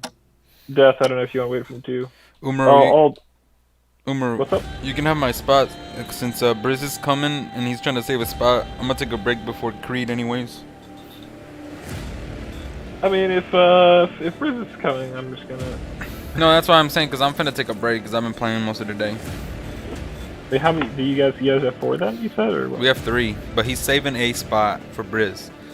Us Yeah, current yeah. 3 plus 2 that you got is 5 for the spot, just in case you Death is saying, well, gonna do Siege for a while. It's power level new hero. So what?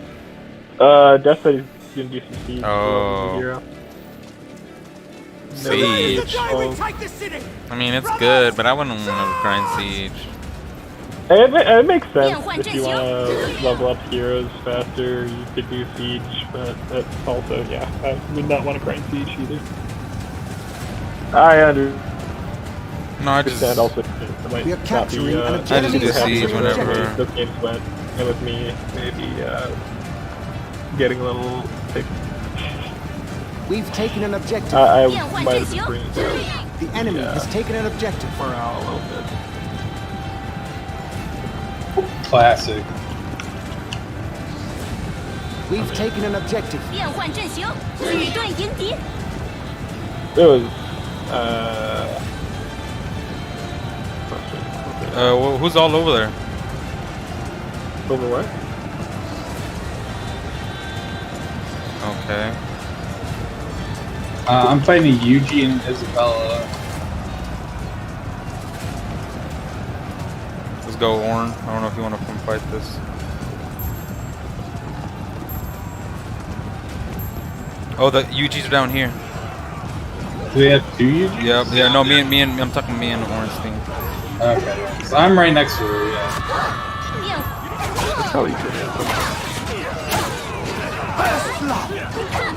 死在我剑下。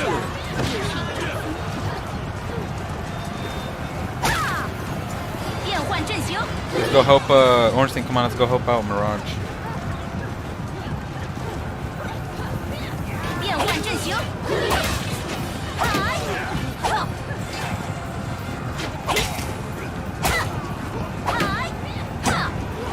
The situation is really hot down 变 there. 换阵型。 Everyone, on my command, crush the enemy.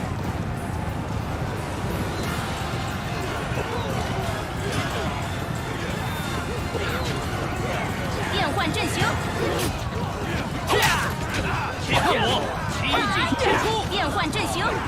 Time to use the element of surprise against their supreme number. Come on, We are capturing an objective. 变换阵型。 The enemy is capturing an objective. Oh, look at this bot following us. You guys We've taken didn't an stomp enemy objective. Isabella. We have lost an objective. Oh I shit. got- Yeah, you got it. You're fast. You need the health anyways. Oh, it's a Trajan up there. I see it. Ugh.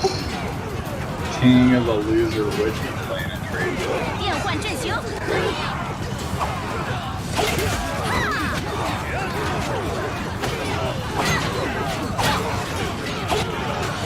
The enemy is capturing an objective.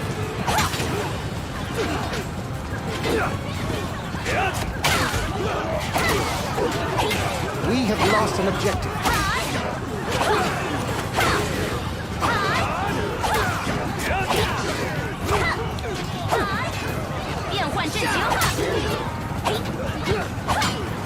Double kill. 死在我剑下也是一种。Do they have a Trajan? Yeah, he ran down the stairs. And coming.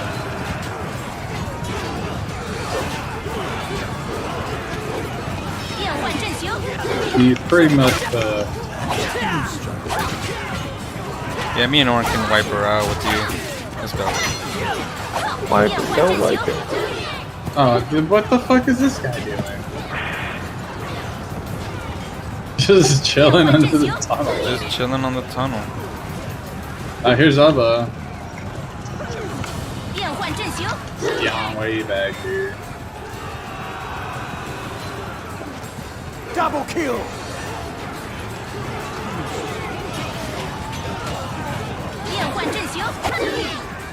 We are capturing an objective.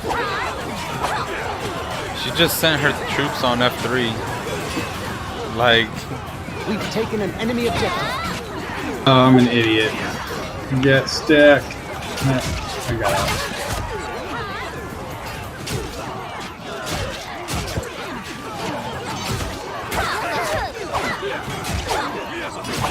She's just standing there. Here comes the other chick. Mary. Double kill!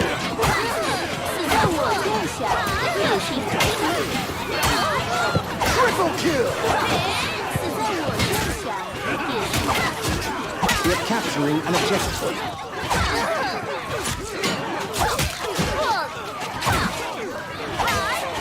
We've taken an enemy objective.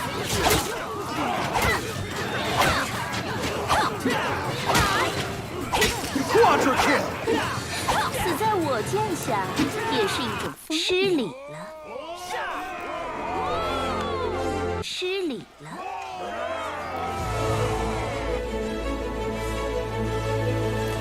Alright. Finna head out real quick, take a break. I'll see how it is. Take an invite.